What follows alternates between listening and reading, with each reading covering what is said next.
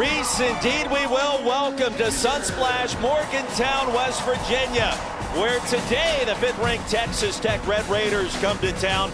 They've already punched their ticket to the Big 12 championship. They want to get a first-round bye in the upcoming college football playoff as they get set to battle the Mountaineers of West Virginia. But the story, the Red Raiders, an incredible run, 10 wins already, an explosive offense and one of the best defenses in America, and on full display on this Saturday afternoon, the final weekend of the regular season. ESPN College Football is presented by Serve Pro. Highland Pushkar Stadium is the place to be, and so glad you could join us. Happy Thanksgiving.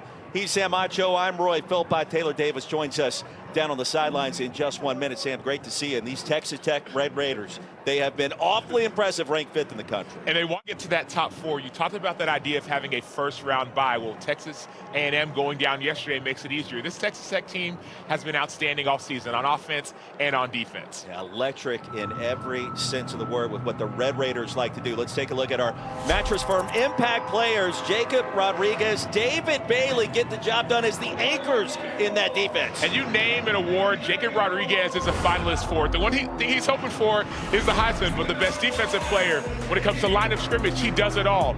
He's the leader of this defense. He has that C on his chest because he's the captain. 7 forced fumbles, leads the nation. 2 fumble recoveries, 4 interceptions, 2 touchdowns. Oh, by the way, he scored at quarterback as well. Everything you want a player to do, he does. But also David Bailey, he's twitchy, an edge rusher, transfer from Stanford. 12.5 sacks. He's very hard to stop. Him and also the other edge, Romello Height. They have dominant players all over the field. Pair of transfers out of the ACC, now in the rough and rugged Big 12. Meanwhile, for West Virginia, the Mountaineers been playing better football as of late.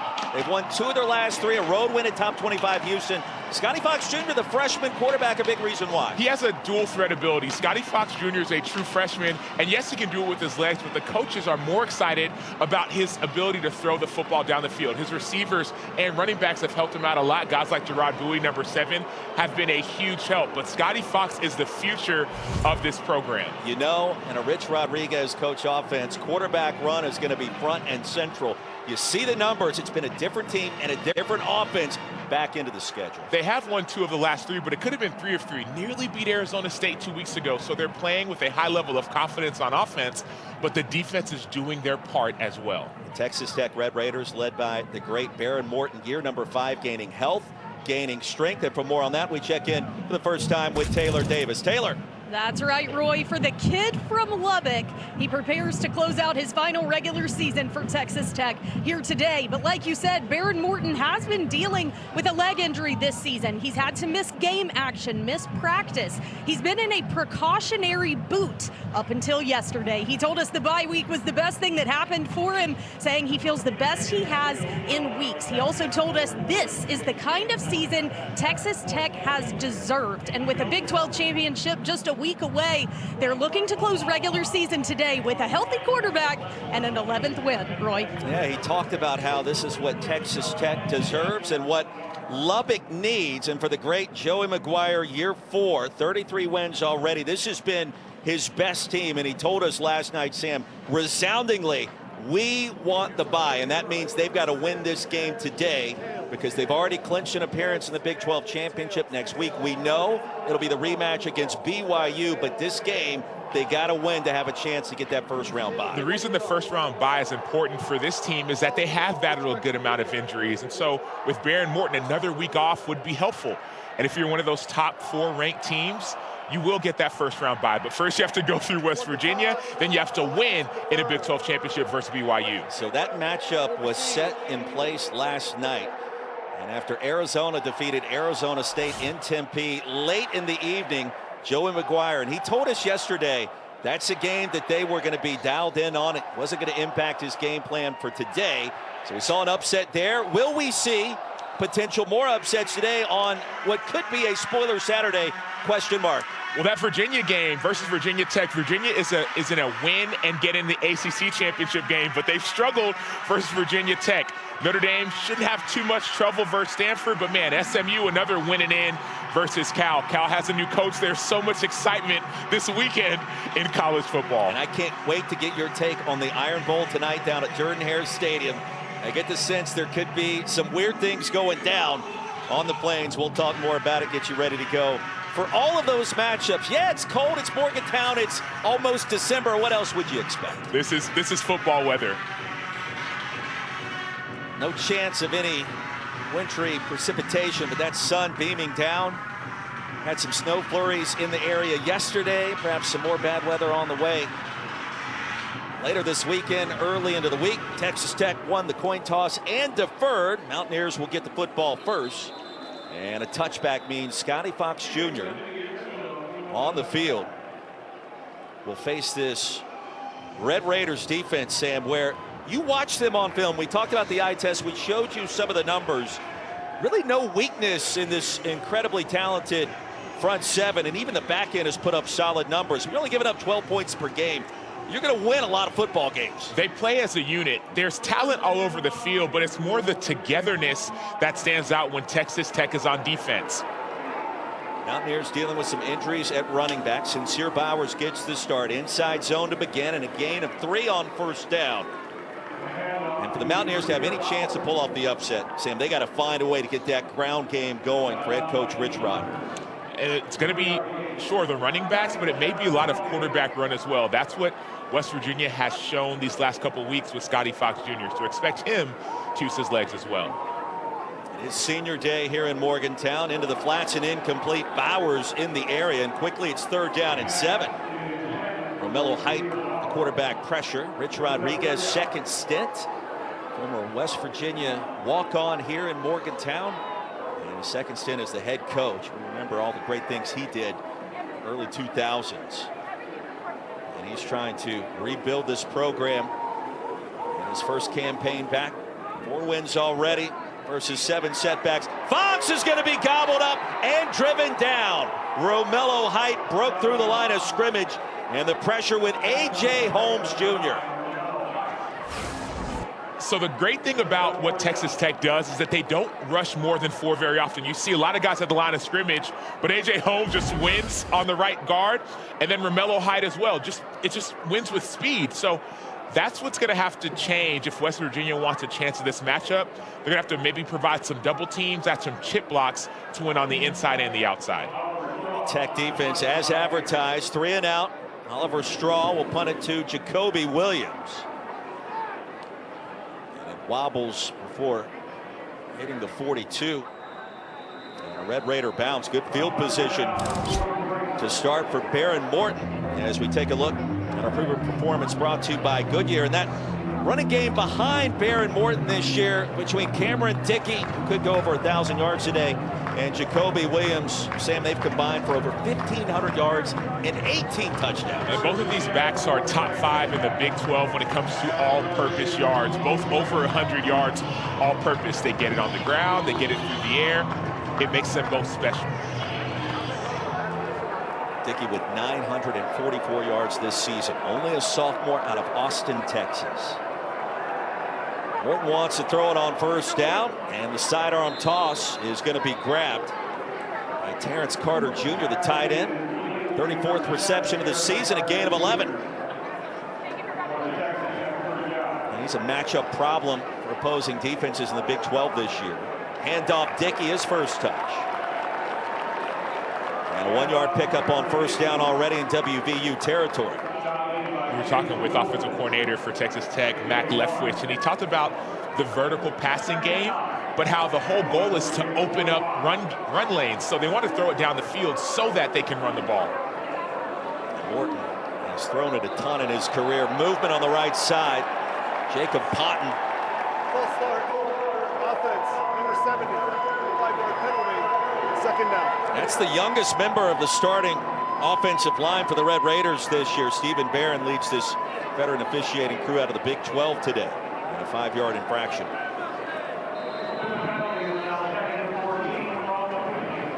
So on 2nd and 14, 2 minutes in after Texas Tech forced the 3 and out. They'll empty the backfield. Morton goes back the other way, and it's batted down. He was trying to spot Carter, and it was shoved back in his face. Redwood rejected the pass at the line.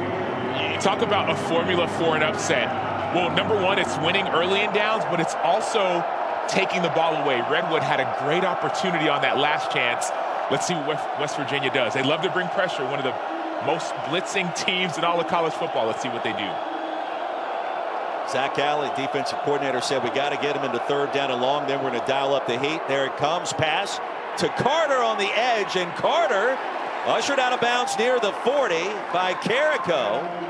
It's going to be 4th down and 4 yards to go after an 11-yard gain. You got to imagine Texas Tech wants to go for it. Yeah, they're staying on the field, and they have a high level of confidence. So expect some of these option routes on the inside. But, man, this crowd is starting to feel some of the energy that the defense is playing with. Officially 4th and 3. Red Raiders want to go fast. 50% on 4th down this year. Williams in the backfield, and here's Morton. Swings it out, and Jacoby Williams picks up the first. Chase Wilson was there, but not before the drive continues for Texas Tech. Texas Tech likes to go fast on offense, so as soon as they get that first down, they are going with extreme speed. The ball went to the sideline, so now you're allowed to substitute. That's why you're seeing this tempo slow down just a little bit. And that's a chess match, right? If you're Zach Alley and you're making those substitutions, trying to make sure that Texas Tech can't go as fast as it wants to. On 1st down, Morton floats it across the middle. Williams grabs it, and it'll be shoved down quickly. It was Carrico again, a 6-yard gain. So it's not just the running game with these backs. They also catch it out of the backfield. This is the 2nd reception we've seen from a back out of the backfield early in this game. Morton returning to Morgantown, where he was injured on this same field 2 years ago. Including one tackler, and now again it's Carter. Carter inside and shoved down to the 2. Now the missed tackle. There were a couple. Fred Perry and Tarnu had a chance. It's a gain of 27. It's 1st and goal. And here comes the tempo. It's Williams inside zone. Penalty marker comes in, make it 2.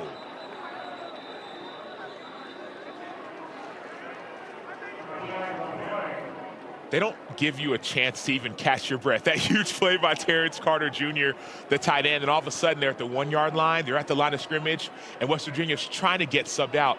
They may not have got out in time. You talking about the broadcast booth or the defense? Both. Yes. Yes. Answer is yes. Here's the penalty. Illegal substitution. Defense, 12 players on the field. Half the distance to the goal. 1st down. And we talked about that chess match and how you can try to do everything you can in that substitution pattern to slow things down. Texas Tech, number 6. 1st and goal from inside the 1. And you've got Dickey, you've got Williams. Let's pick your poison.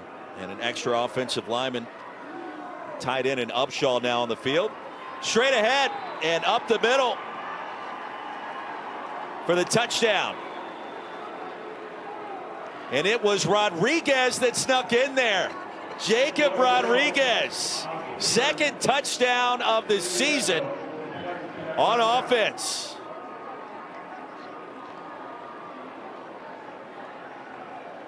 The stash package, they bring it in, and Rodriguez, the Heisman hopeful, with an early score.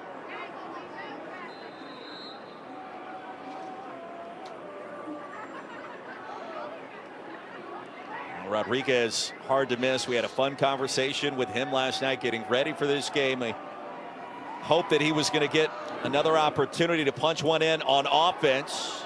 And quickly, it's 7-0 in Morgantown. Jacob Rodriguez, J-Rod finds another way into the end zone. Well, they're trying to get him the Heisman Trophy, and they say that quarterbacks get Heisman, so they put Jacob Rodriguez, the former high school quarterback, to get his 2nd offensive touchdown, 3rd on the season. Well, the All-American linebacker, former quarterback Jacob Rodriguez just scored again on offense, and it began last time out before the bye week. And Rodriguez on the field, the crowd, AT&T Joe Stanley, just was absolutely electric, Sam. He talked about it with us this week. He was so excited, and now back on the field, getting it done on the road in Morgantown. And the fair catch means a touchback. And Taylor Davis, I tell you this, Jacob Rodriguez, one of the most electric players on both sides of the football this year. Absolutely, Roy, and what a story he has had to get him to this point. A stud athlete across 4 sports in high school. Obviously, that took him into collegiate ball. He actually headed to Charlottesville, was a quarterback at the University of Virginia before deciding to enter the transfer portal. Told us, I just wanted to play football, and it landed him in Lubbock at Texas Tech, becoming an all Big 12 linebacker. Obviously impressive on and off the field. Turnover machine, too, with the 7 forced fumbles, the 4 interceptions, now 2 scores on offense. His wife, Emma, is a Black Hawk helicopter pilot in the U.S. Army, and she is here today in Morgantown to cheer on her husband. They've been married for about 2.5 years. We talked to him yesterday, and we asked him, what's it like when you score a touchdown, you look across the way, and you see your wife there supporting you? He goes, it's amazing, it's incredible. And their journey continues, and well, she's got a great story to tell as well. Mountaineers have it, their second possession after the 3 and out. And Sam, already it's 3rd down and long. Yeah, Jacob Rodriguez is the heartbeat of this defense. He's a finalist for the Butkus Award, the Bednarik Award, the Lot Impact Trophy, the Nagurski Award, the Lombardi Award, you name it, outside of the Heisman. Still not finalist outside yet. He's a finalist for it. He takes the ball away. He's record-setting, over 100 tackles, but it's not just what he does. It's the impact on the entirety of the defense. I think that's what makes him unique. Everyone is following suit. 3rd down and long, Scotty Fox Jr., the dump off inside. And rumbling out of bounds is Jacob Barrett, short of the line to gain. Ahead to the 30, a pickup of 9 on 3rd down and long. Going back to Rodriguez, some of the numbers are insane. And you think about what he's done, some of these numbers you haven't seen in 2 decades. The forced fumbles, the interceptions, the scores, and then the ability to be a catalyst for everyone else. We saw them yesterday carrying around water jugs, saying, hey, man, we got to stay hydrated. We got to stay locked in and focused. Oliver Straw, another wobbler that takes a WVU hop. And Williams racing away from it.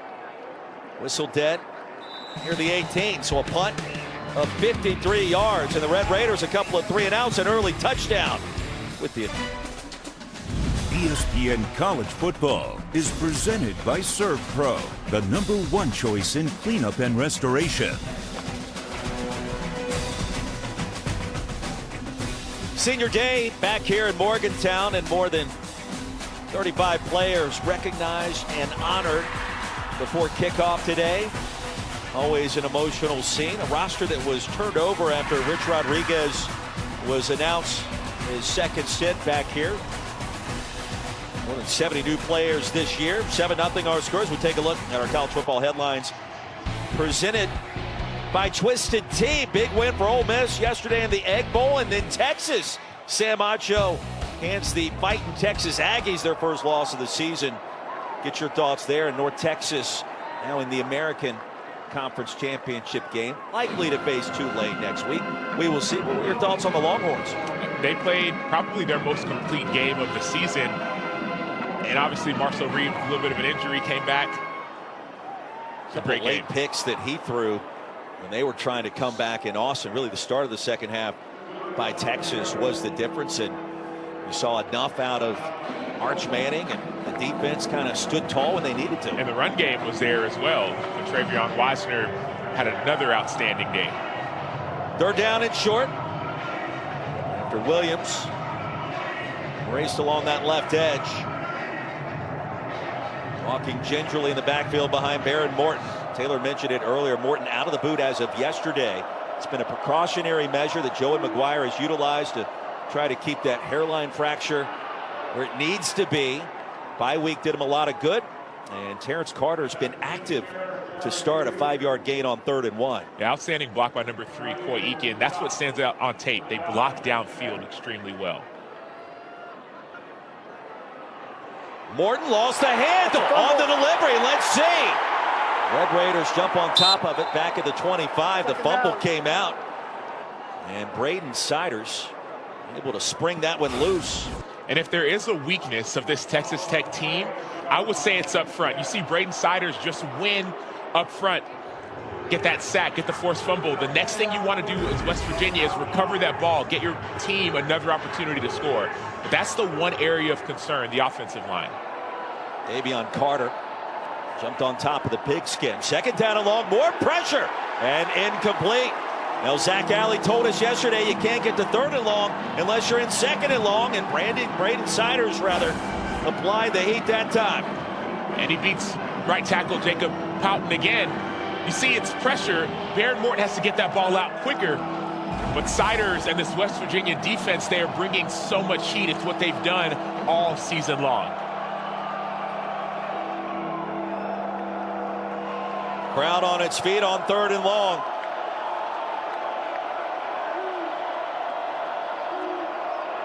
And the handoff inside, racing into open space. The Red Raiders pick up the first down. Jacoby Williams finds a way, a conservative call. And all the way into WVU territory, that's a 25-yard gain. And as a defense, you have to know third and long, there could be a potential for draw. So usually what happens is defenses on the defensive line, you call what are called pass rush games. You try to muddy up the inside as opposed to running upfield. That's what West Virginia did. They ran upfield, left that gap wide open for Williams. Sam, it's a nasty 1-2 punch in the backfield with Dickey and his size at nearly 220 pounds and Williams more of the scat back. Morton wants to throw it and batted away at the last minute. Reggie Virgil targeted. Michael Coates Jr. warded that one away.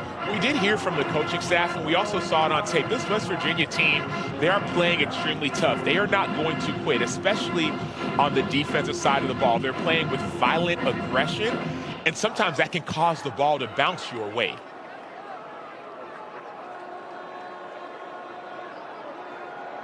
WVU's won 2 of its last 3.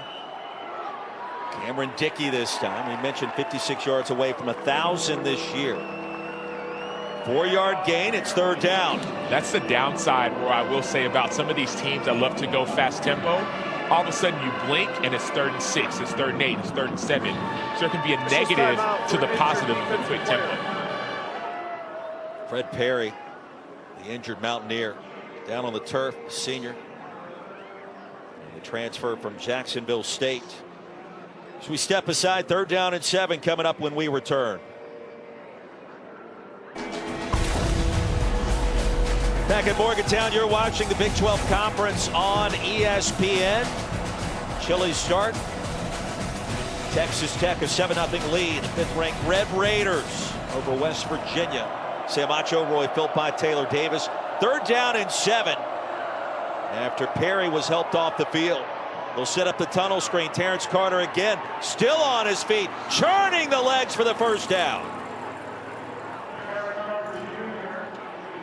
West Virginia, it's got to be frustrating because they're in the position to make the play, but they're either missing tackles or giving up bad leverage. It's a defense that has made strides. I mentioned the 2 wins in the last 3 games. That lone loss coming in Tempe 2 weeks ago, a 2-point setback. Long field goal made by the Sun Devils. Lost last night to Arizona. How about that little move? Along the far side, Caleb Douglas, known more for his length, but perhaps the most skilled receiver for Texas Tech. A gain of 11, another first down. We saw it again, number 0, the bandit, Jamori Robinson, had a chance to make a tackle short of the sticks, but he just missed in space. So it's not just Texas Tech and what they're doing, it's also some missed assignments and bad leverage and bad tackling by West Virginia. And Sam, that bandit position not as deep because Curtis Jones Jr. has switched over to offense to play running back because of the carousel that's happened at that position with all of the injuries as Cameron Dickey picks up 1. Vesterinen made the tackle. Eddie Vesterinen, one of the leaders of this defense, plays nose on the inside, been here for a while, and if anybody can get it turned around, it's him. 12th play of the drive for the Red Raiders. A good start for head coach Joey McGuire. Morton was injured here 2 years ago. We asked him about that last night. He said, I'm out for redemption today. And Morton sidearms it, and Dickey out of bounds. It feels like Morton has kind of found that proverbial zone to start. Short pickup, it's 3rd down. Baird Morton has battled some injuries throughout his career, even this season. he's working through an injury, so he's had to change his game just a little bit. Doesn't run it as often, not really a runner, but he's getting the ball out quicker. 3 straight third down conversions for Texas Tech. Dickey and Williams. Dickey through a hole. Cameron Dickey. It'll be first down and goal right at the 5-yard line for the Red Raiders. In situations like those where you're in the right spot, but you're just outside of your gap just a little bit. Instead of going through a block on the defensive side of the ball, you're trying to go around a block, and that's what makes it easier for Cameron Dickey, one of the best backs in the Big 12, to just run right through the lane. And Sam, you wonder, Joey McGuire, offensive coordinator Mac Leftwich, want to bring the stash package back on the field with Jacob Rodriguez. He's already scored 1 touchdown today. For now, it's Baron Morton after a gain of 18.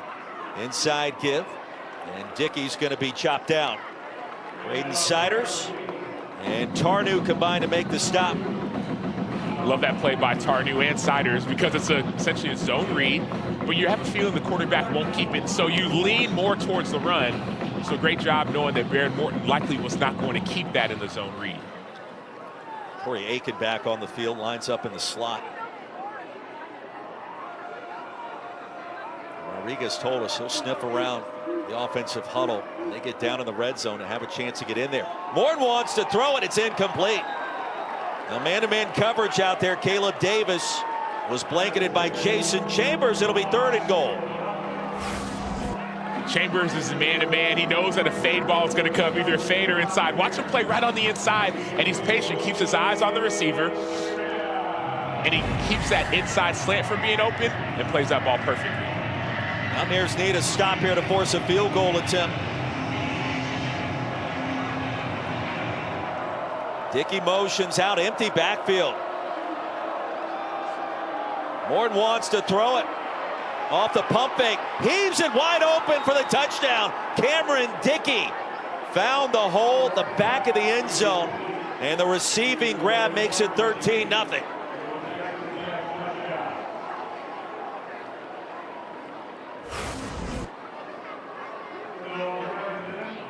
These backs can do a lot. They don't just run it out of the backfield. They can catch the ball as receivers as well. And watch that little patience. Jamori Robinson, number 0, gets out of his gap again. Instead of backing up, he starts to go forward, and Dickey's right behind him. It's a 16-play touchdown drive. Dickey actually led the Big 12 in rushing before the bye week. Love to get back in that position in a game like today. And the lead now at 14-0. Let's get you to the studio for the first time. Say good afternoon to Matt Berry. All right, gentlemen, good afternoon. Yeah, that game against UCF. Sam Acho, Roy Philpott, Taylor Davis, our rules expert, Jerry McGinn, along for the ride on this Thanksgiving weekend.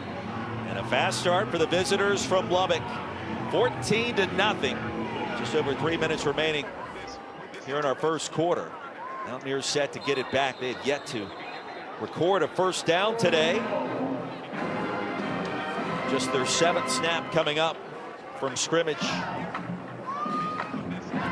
8 first downs versus just 6 offensive plays. That tells you all you need to know. At Texas Tech, we talk about them as a team, but their defense, in my opinion, is the conduit for this team. 2 3-and-outs so far. They can beat you on the inside with guys like Lee Hunter, beat you on the outside, guys like David Bailey at linebacker. They have winners all around. Against the 8-man box, Fox Jr. wants to throw it, and the pass is incomplete. Gallagher, the 3rd, on the out pattern, unable to corral it. And also Curtis Jones Jr. now on the field, the converted defensive bandit at running back for the first time. Curtis Jones has the size, 6'4", 220. And Rich Rod was like, man, we all our backs, nobody goes above 200 pounds. And so the former high school running back. Sincere Bowers now the running back. Off the swing pass. Here comes a penalty marker. Good yardage on 2nd and 10.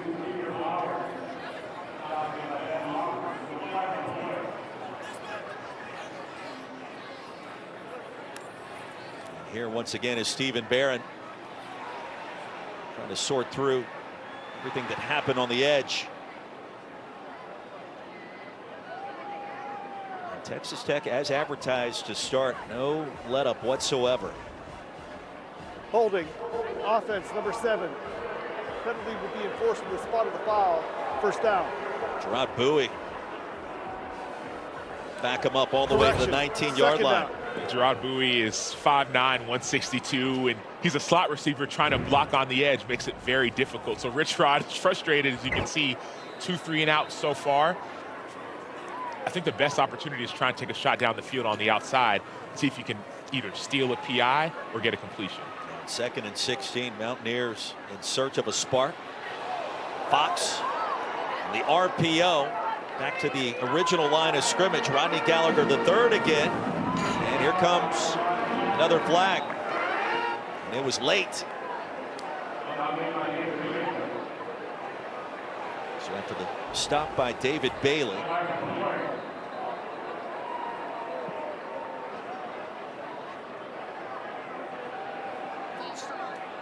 Sam, I think you and I both wondered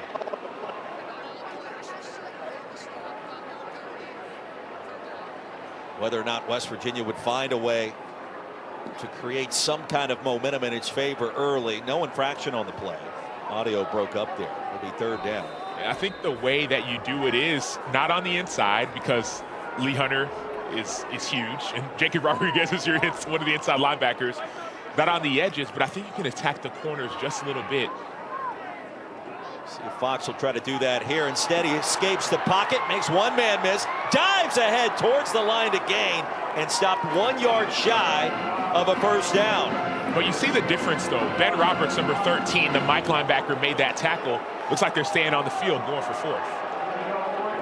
On 4th and 1 from the West Virginia 34. Fox Jr. straight ahead. He did not come close. Well, Texas Tech sniffed out quarterback run right away, and that play never had a chance. Romello Height broke through the line of scrimmage again, along with Rodriguez and the entire front 7. Well, we saw West Virginia go with this play multiple times 2 weeks ago. Pretty much just a quarterback, just go, just lead. But unfortunately for West Virginia, Texas Tech saw the same thing on film. Romello Height, Jacob Rodriguez, Lee Hunter on the inside. Everyone was charging through without hesitation. So that's great awareness by Texas Tech. West Virginia has to have a counter off of that play, fake that run, and throw it over top. You okay with going for it on 4th down there? I didn't like the decision because it feels a little bit desperate. And if you are going to make that call, I would call a different play, not up the middle. And you wonder if the Red Raiders want to take an instant shot here. Morton on the slant and corralled quickly by Virgil, his first reception. Inside the 30, a 4-yard gain. I didn't love the call because of the desperation, but I still feel like everyone's seen what you've done on tape. Have a counter to it. Red Raiders steamrolled WVU last year in Lubbock, 52-15. Rich Rodriguez told us that was really one of the main games he went back to watch to see what happened. Why was the score so lopsided? How do we change that this year? Well, this year, Texas Tech, a much better version of itself. More talented, more explosive. The yardage tells the story. And the Red Raiders perfect on 3rd down so far today.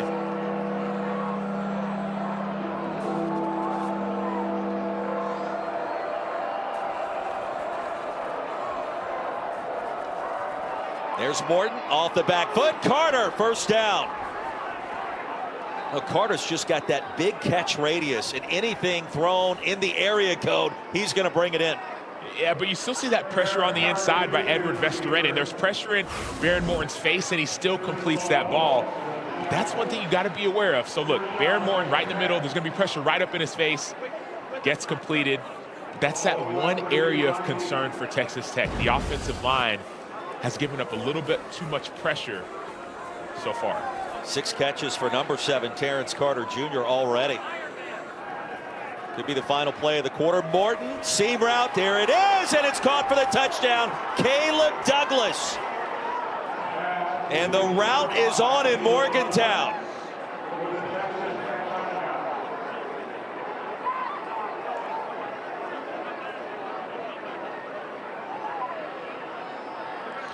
Said the route is on, but I like the route that was ran by Caleb Douglas. He's number 5, 6'4", 205. Essentially, he widens out a seam route, and he knows there's no safety on the inside, and so he makes it easy pickings.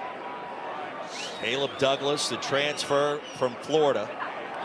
Originally from the Lone Star State. I mean, Texas Tech flexing and showing you right now why it's considered to be the best team in the Big 12.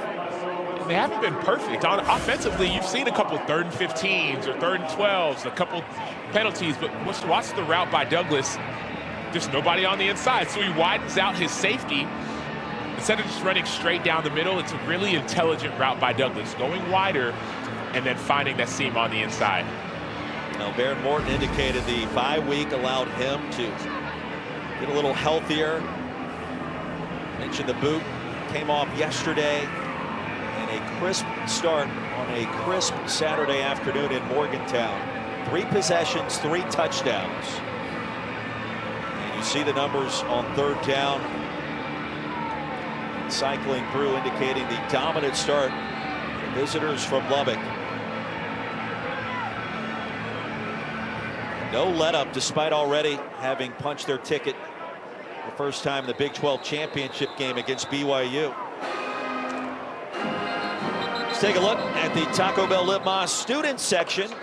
Only one student section can claim the title of Litmas Student Section of the Year. We'll take home the trophy this year. You know that's got to be cold. Oh, it's got to be cold. It's got to be shirt off. cold. I'm like, come on, man.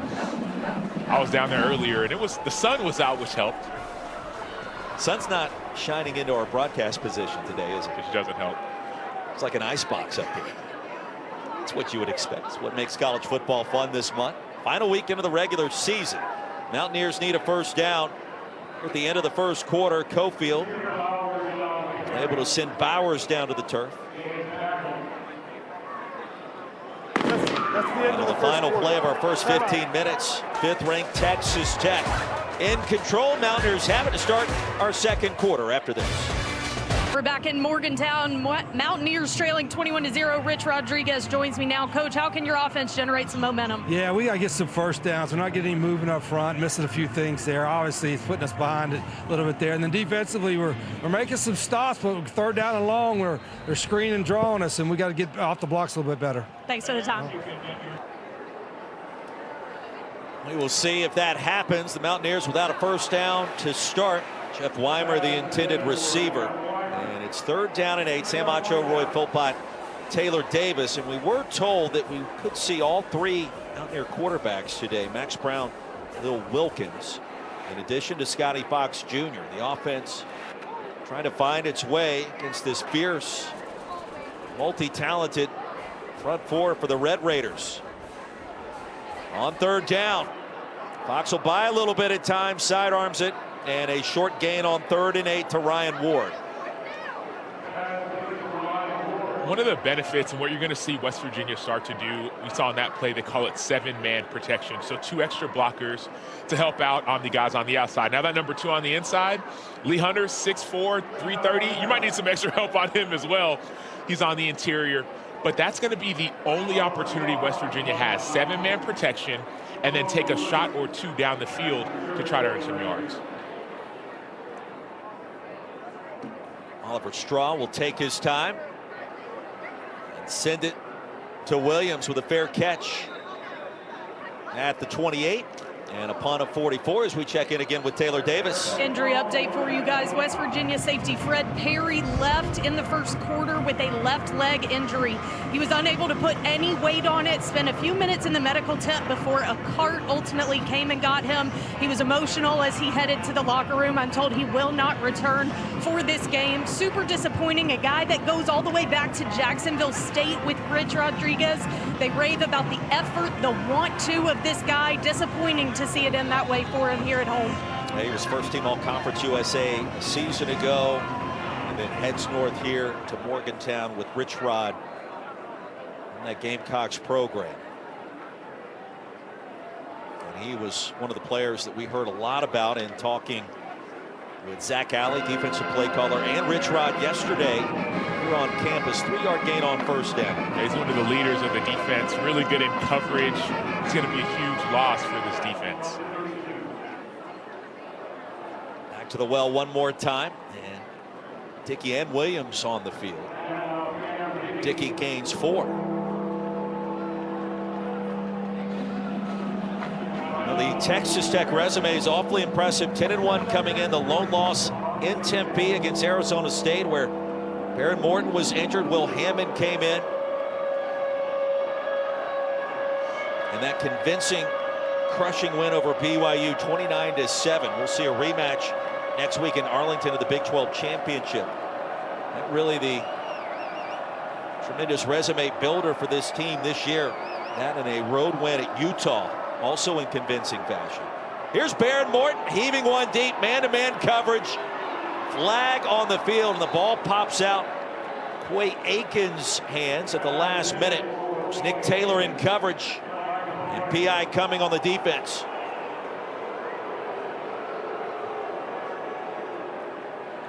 Pass interference, defense, number 19, 15-yard penalty, automatic first down. So Quay Aiken is one-on-one with Nick Taylor, the free safety in there. Nick Taylor is what you would call in phase, but he's got to get his head turned back around. They're both kind of hand fighting, but Taylor keeps his hands on the inside of Aiken too much, and that tug, that material restriction, is what causes the penalty. Well, they call him Cowboy Coy. He almost corralled that twice, including once on the turf. Plays that slot receiver position. That pass was tipped at the line of scrimmage. John Lewis sent it down, a lopsided start in favor of Texas Tech, number 5 in the country. It's eyes on the college football playoff and the Big 12 championship game next weekend. And Sam, they win this game today, they are a lock for the college football playoff. Joey McGuire telling us he wants that first round bye. He thinks that would be beneficial for this team and for Baron Morton and everybody else on the roster. In traffic, the inside give back to the line of scrimmage. Chopped down. Boyce. We talked about it, just his players getting healthier, but he said it'd be beneficial because it's one less game, one less opportunity to lose. And so that's why being in that 1, 2, 3, or 4 is a benefit. Baron Morton just throws it down to the turf. There was pressure right up the guts. Eddie Kelly Jr. met Baron Morton right as the snap got there, and now a little extracurricular. So West Virginia loves to blitz. They blitz over 50% of the time, especially when they know it's obvious pass.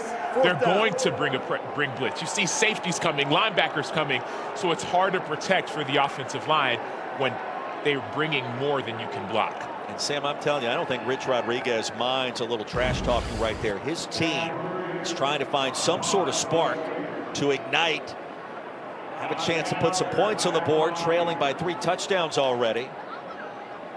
And Kelly Jr., the transfer from Mizzou, blew up that sequence on 3rd down and long.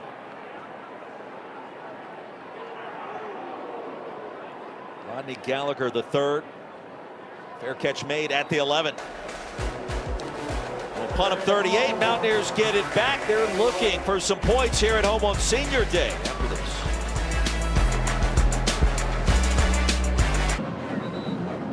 .12:25 to go. Fast moving first half at Morgantown. 21-0. 5th ranked Texas Tech with the advantage. Time now for the Aflac trivia question. Who was Texas Tech's only consensus All-America linebacker? Sam Acho, you played on defense at a very high level, a very familiar conference. Any sense on who that could be as West Virginia and Scotty Fox Jr. get it back, still in search of their first down? Well, initially I had 0 sense, and then I looked over at Bill, our spotter, and he was like, hey, I think I know who it is. And now I think I know who it is. Now you know? Now I know. Through Bill Garrity or Through just? Bill Garrity. Yeah. And now I feel like I should have known earlier. Pretty prominent name, I would argue. Bowie with the reception. It's a 5-yard gain, a big 3rd down here. West Virginia can get some points. Try to make a game of this. So far, it's been all Red Raiders. 3 and outs for West Virginia, and then 1 5 and out, essentially, a turnover on downs. They've got nothing going on the inside nor on the outside. But I think you need to, once again, take a shot down the field. It's the top run defense in the country, and the slant pattern incomplete. Cam Vaughn, he was finally targeted near the 20. Rich Rodriguez faced with another 4th down deep in his own territory. And the punt team trots on the field. It's a 4-3 and out so far. And I mean, for a defense, if you're Texas Tech, you're kind of like, all right, cool, just easy pickings. For an offense for West Virginia, they have to, I still think you have to just attack the edges. So whether it's Cam Vaughn, the receiver on the outside, maybe Gerard Bowie, try something on the outside. Low line drive punt away from Jacoby Williams, and it bounces out of bounds. The late penalty marker down.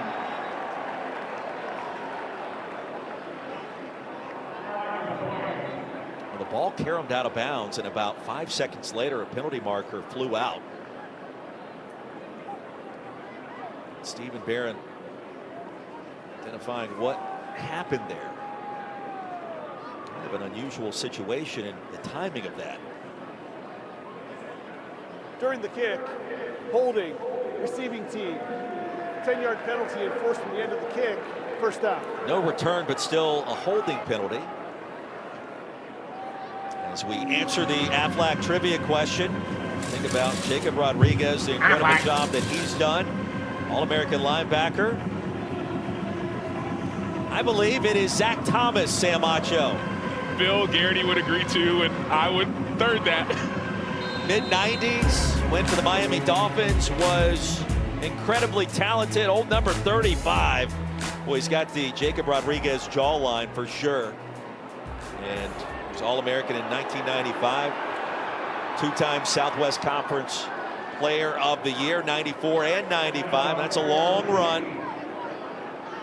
Cameron Dickey doing Cameron Dickey things into WVU territory. And I love the blocking down the field as well. The reason plays like these work is because receivers block down the field. That's why you see some of these runs, instead of being 5 yards, they turn into 15 and 25. Great job by Virgil blocking. And that run by Cameron Dickey now moves him over 1,000 yards this year. Only a sophomore. He'll add to the tally. So he races for 30, a couple of more. And what a season it has been. One of the top running backs in the country. And Sam, you feel like he's only just now starting to cook. Like he's got a lot of great football in front of him in Lubbock. All afternoon to survey for Barron Morton. And finally unloads it out of bounds. Caleb Douglas got a couple of fingers on it. And we heard from the coaching staff, and they said, man, Taj Brooks was put such a huge impact on both of the running backs. So Dickey, you're seeing some of the effect of a veteran who taught them the game.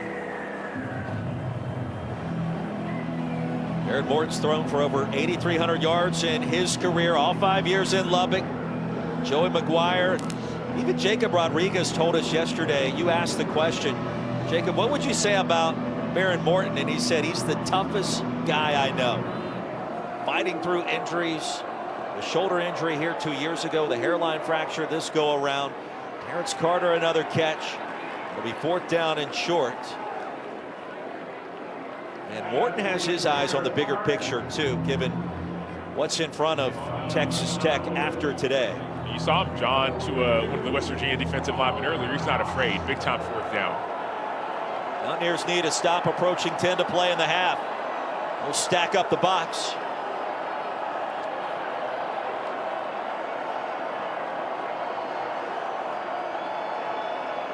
Dickey, the running back. Morton wants to throw it on the slant. That's a 1st down and a lot more.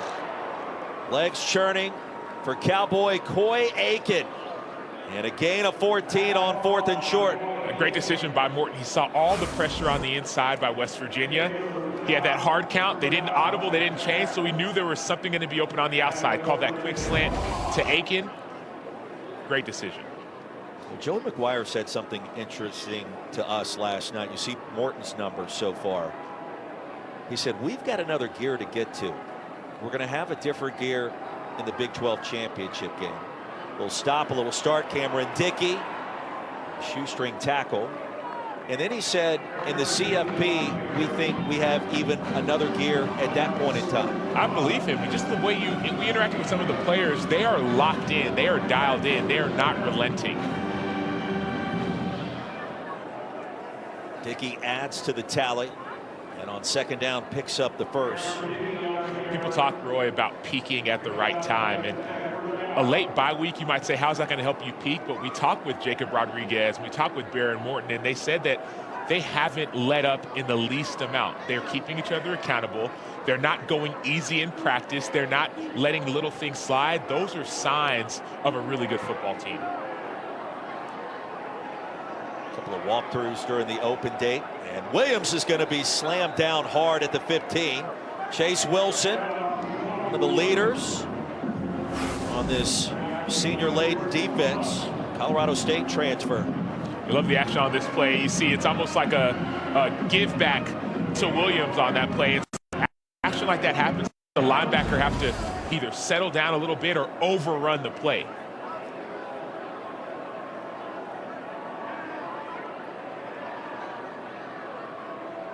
Second down and 10.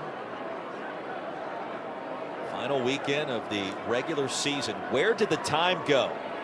Baron Morton's going to keep it. And he's lassoed down at the line of scrimmage. It was Lewis.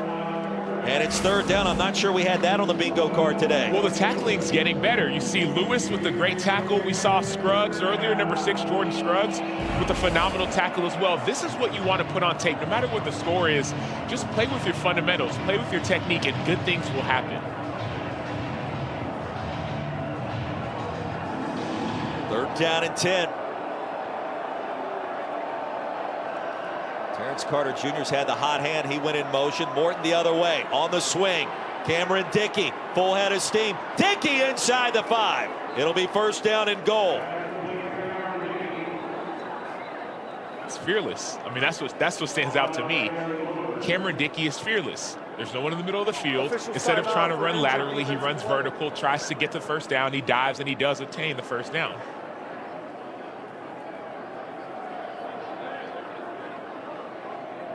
Hit hard. Helicopter down just inside the 5. Dickey had his second receiving touchdown of the season earlier in this game. 14 touches, almost 90 yards. Back shoulder fade. Was that caught? It was! Caleb Douglas. Look at what he found.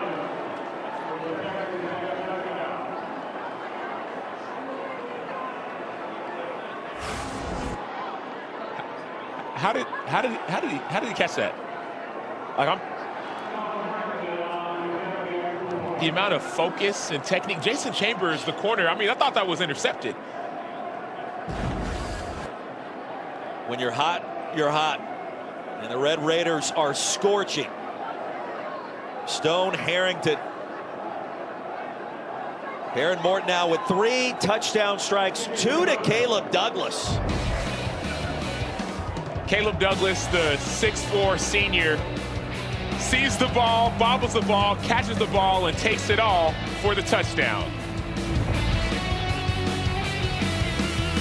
Rhodes taking Rich Rodriguez home, his first tenure at WVU going back to the early 2000s. It was a struggle to start, and then things took a turn. Big East Championship, a victory over UGA in the Sugar Bowl for 2006, an 11-win campaign, a top 10 final ranking. Then in 07, ascending to number 2 late in the year. Rich Rodriguez, his story only beginning to be told for the second time after a great start in his first stint at his alma mater. And he has a lot of pride. He represents this state the right way, Sam. And I know it's not the kind of start that West Virginia fans want today. We'll see if they can turn the tide. Let's get you back to the studio. And Matt Barry in the meantime. All right, Roy, checking in on Miami and Pitt. Miami needs to win and do so convincingly to have a shot. Malachi Toney, we've seen him do this a couple times out of the backfield. Touchdown Miami, they're up 10-7 on Pitt. And moments ago, first touchdown in the game, Julian Sand to Jeremiah Smith. He looks healthy. Buckeyes grab a 10-6 lead. Certainly an interesting start in the big house back here in Morgantown. And the Mountaineers with possession. Gallagher the third on the jet sweep. Sam Acho, Roy Philpott, Taylor Davis. The score tells the story. 5th ranked Texas Tech. Their ceiling as high as you can possibly get. this year in college football. Mountaineers with the toss and a first down.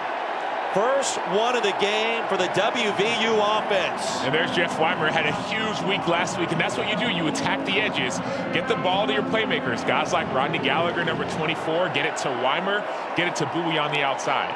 Gain of 14 and the first time the chains move today. Scotty Fox Jr., there's the slant and another one. Jeff Weimer back to the well into Texas Tech territory. There it is. Now you're seeing West Virginia start to speed it up just a little bit. They love to go fast tempo like Texas Tech, but you need that first down to do it.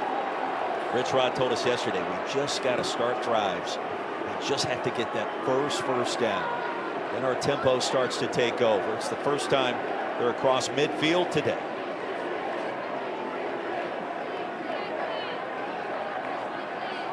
Fox Jr. on the hitch. Weimer again to the 35. And I love it. It's almost as if, Roy, they were playing a little bit timid or a little bit afraid, trying to see what was going to happen early. But now they're just playing free. So just, people say grip it and rip it. That's what we're seeing Scotty Fox do. And now guys like Weimer and Gallagher starting to step up for him. So after a 7-yard gain, Bowers the running back. Fox back to the air. And the pass is going to be intercepted right off the top of the turf. Bryce Pollock. The ruling on the field is an interception. First down, Texas Tech. Transfer from Mississippi State.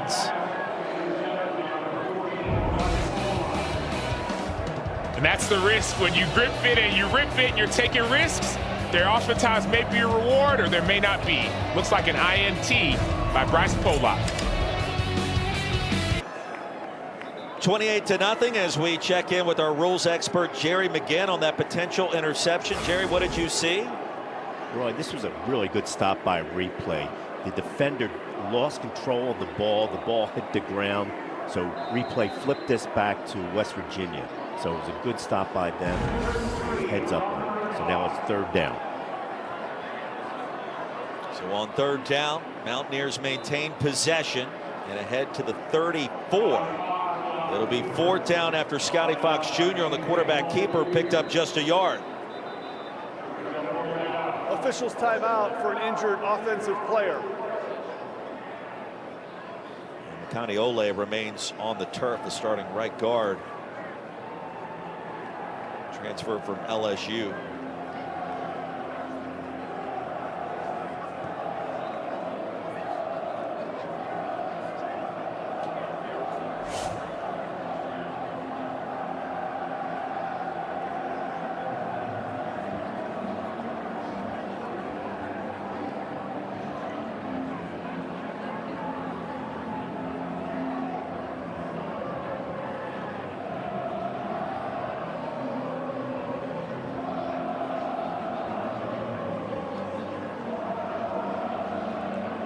Looks like they're thinking about going for the fourth down. If I were them, I would. And one idea is just to, you've had a lot of quarterback run. So you've shown it on film. Show a similar play and then throw a little pass over top. Makani Ole helped off playing surface. Kate Hensley, Coastal Carolina transfer, trying to stay loose. Be 4th and 2, but trailing by 28. I'm not sure what good a field goal would do you here. Rich Rodriguez has the offense back on the field. And the defense has to be ready for what the scenario we just talked about. They know that it's been all QB run in this short yardage situation. So Jacob Rodriguez and the linebackers have to know that you have to stay on your man, the tight end or the running back, if that pass does happen over top. 0 for 1 on fourth down today. Bowers back on the field at running back. 8 in the box for the Red Raiders. Fox does want to throw it. And the pass wide of the intended target, Jeff Weimer. Make that 0 for 2 on fourth down. Saw that one first down. You felt like there was some momentum that was building for West Virginia, the fearlessness they were trying to play with. But there was a miscommunication between Weimer and Scotty Fox. The ball was behind Jeff Weimer. I understand Fox trying to look off the safeties, but that ball has to be more on target if you want to convert in situations like these.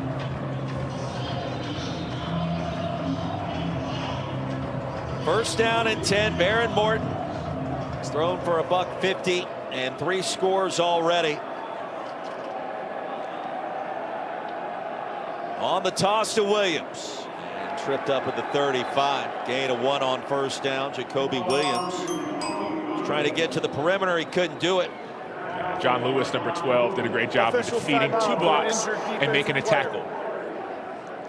Sam, when you watch this team in person, and as much film as you watched and consumed this past week of this Red Raiders team, how do you feel like they compare to the teams above them in the CFP, let's say top 10 right now? Indiana, Ohio State, Georgia in particular.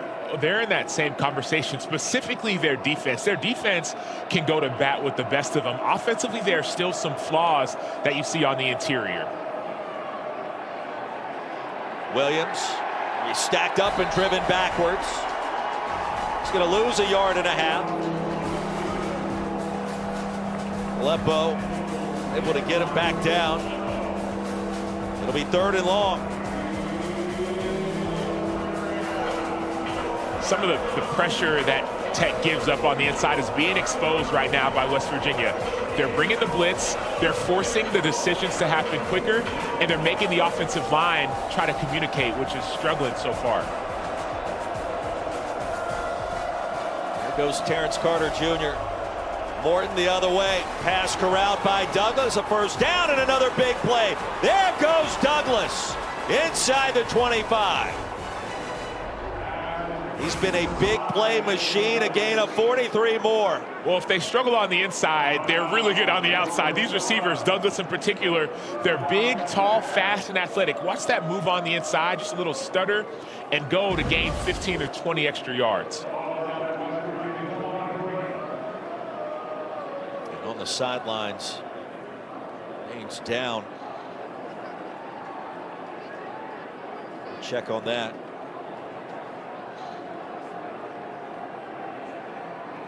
Little misdirection. Carter on the pop pass. Stopped by Ben Cutter. So that play was essentially a replica of the play before. There was that toss play outside the series before, and then they fake the toss and go back inside. But Ben Cutter just shoots the gap and makes the play. And you see Caleb Douglas requiring some extra assistance over there. It's been a tremendous first half for him. 4 catches, 77 yards, and 2 touchdowns. Including one of the excuse me variety the last time.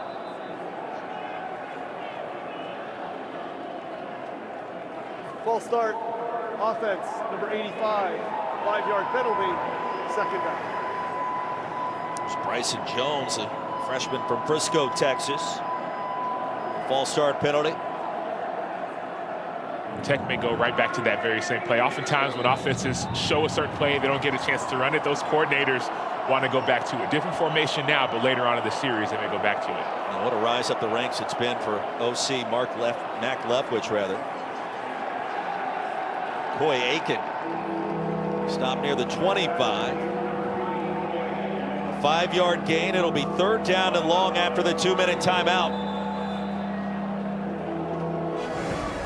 28-0. Red Raiders on the move here in Morgantown after this.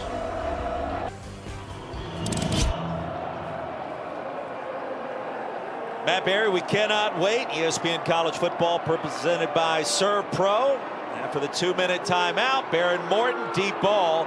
Reggie Virgil down at the 1-yard line, covered by Michael Coates Jr. And a penalty flag is out. Well, Virgil, a nice grab, a gain of 25.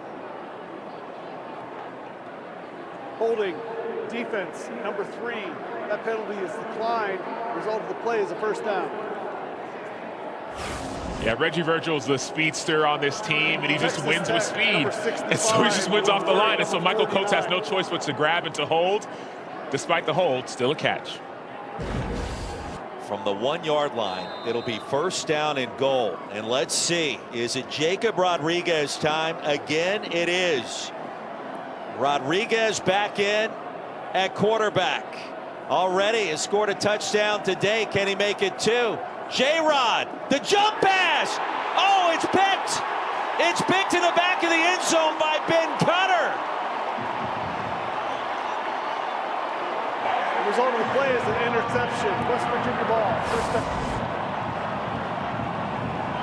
Alignment, assignment, and technique. Ben Cutter stays on his man. He stays on tight end Terrence Carter. Doesn't get distracted, doesn't get fooled, doesn't believe the lies that are trying to be shown.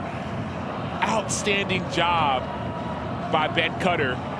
He just sees that little Tim Tebow pop pass and undercuts it. Second interception of the season for number 15. Rodriguez disappointed.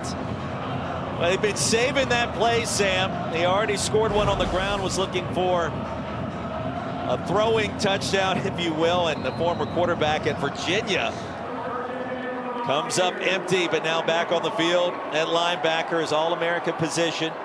Mountaineers force the turnover. Scotty Fox Jr. slides down. He's going to lose a couple. So Romello Height tracked him down from behind. 28-0. Second and 13. One of the benefits of Texas playing Tech. linebacker and going in as quarterback is you can erase it a lot quicker. You don't have to wait for the next series. You just go out the very next play. Red Raiders call a timeout. They'll try to get the football back. And let's check in again with Taylor Davis. Well, we talked earlier about the stops that Jacob Rodriguez had on his way to Lubbock, and there actually wasn't a spot for him when he came to Texas Tech. He had to begin as a walk-on, which is crazy to think when we see the success that he has had since then, but there weren't any scholarships available, so he had to sleep on the floor of his brother's apartment, who was in school at Texas Tech at the time. He had to take out loans to pay for books and football equipment and kind of fight his way through the semester until a spot opened up for him. Obviously, the coaching staff, the players rave about the impact that he's had, and I think the beginning of that story even plays into the kind of work ethic you always get from Jacob Rodriguez. Yeah, the stash package in on offense. Watches so much film. The cut-ups. Offering his suggestions. Fox Jr. out of the timeout. Jeff Weimer. It's been his favorite target lately, and that's a first down, a gain of 23. And this is the answer. This is what it looks like to be aggressive, attack downfield. You see Weimer on the outside has made big plays the last couple weeks. He attacks the football and gets a first down. Mountaineers with all 3 timeouts remaining.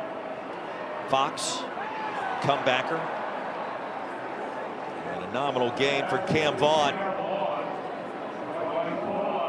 Second down and 7. One of the reasons you might say an offense isn't going to be as aggressive is because you may not trust your receivers as much as you trust what you see from the DBs. But at this point, it's time to throw away that idea of trust and just give them an opportunity. Second possession, Mountaineers have been able to get a first down. Unloading one deep and incomplete. Jeff Weimer again, Boyd in coverage. He was trying to come back inbounds. Boyd had boxed him out towards the sideline. These are what we talk about, those opportunities. It's not a 50-50 ball. Either it's going to be overthrown, or you might say it should have been a pass interference call.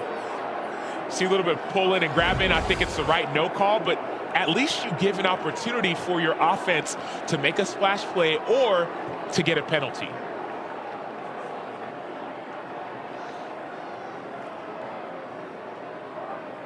Here's Fox again on the go route. One-handed effort. Gallagher the third, and a late flag comes in.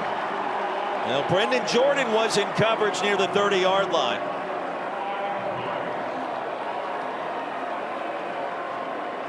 The second thing you do is you actually force the DBs to play. Like, we haven't called any of these DBs names all game long, but now when you start attacking down the field, you put them in a position where they have to try to play some football.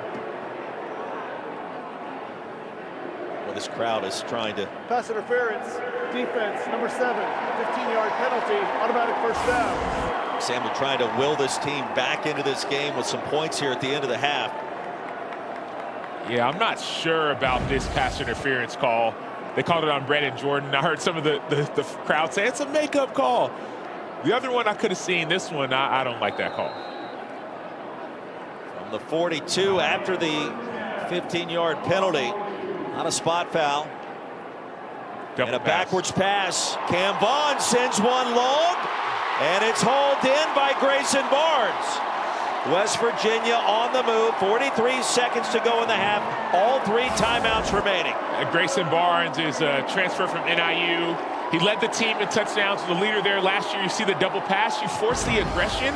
All of a sudden, you make everyone on defense have to settle down and figure out what they're trying to do. Great job offensively putting pressure on Texas Tech. It's a gain of 29. Mountaineers in the red zone. Miscommunication and an interception by Pollock. And this time, this one didn't happen between the legs. He caught it cleanly for the turnover. Yeah, Bryce Pollock is a transfer from Mississippi State. He's one of the coveted transfers. He's outstanding in man coverage, but here he just makes the right play. Miscommunication on the offensive side of the ball, and Bryce Pollock does what he does best, takes the ball away. There's a saying in football, people say no risk it, no biscuit. Yes, there's an idea of risk that helps you offensively, but the downside is with a defense like this, it could cost you. I still like the decision by West Virginia to costly turnover there. It's a defense that turns opposing offenses over all season long. That is the 5th interception of the year for Bryce Pollock. On first down, Baron Morton to Terrence Carter. Don't forget our Week 13 Monday Night Football matchup. Drake May and the AFC leading Patriots host the Giants, 8 Eastern, 5 Pacific on ESPN, ESPN Deportes, the ESPN app with Peyton and Eli on ESPN2. Jackson Dart starting to gain health and clearing concussion protocol and hopefully back in the fold. The Big Blue, that's a 7-yard gain and a first down for the Red Raiders. And time winding down here at the end of the first half. Drake May's playing at an MVP level as well. Did that come out of nowhere? It seemingly did, right? Timer, please reset the game clock to 30 seconds. 3-0. And 7 seconds back on the timer. And the Patriots with new coach, new regime, new quarterback have looked vastly different in 2025. Baron Morton looks one way, slides back the other, and is going to lose yards. John Lewis in the area. There's a couple guys on this Texas West Virginia Tech defense that are doing it right. 30 seconds. Timer, please reset the game clock to 22 seconds. Timeout after stop by Lewis.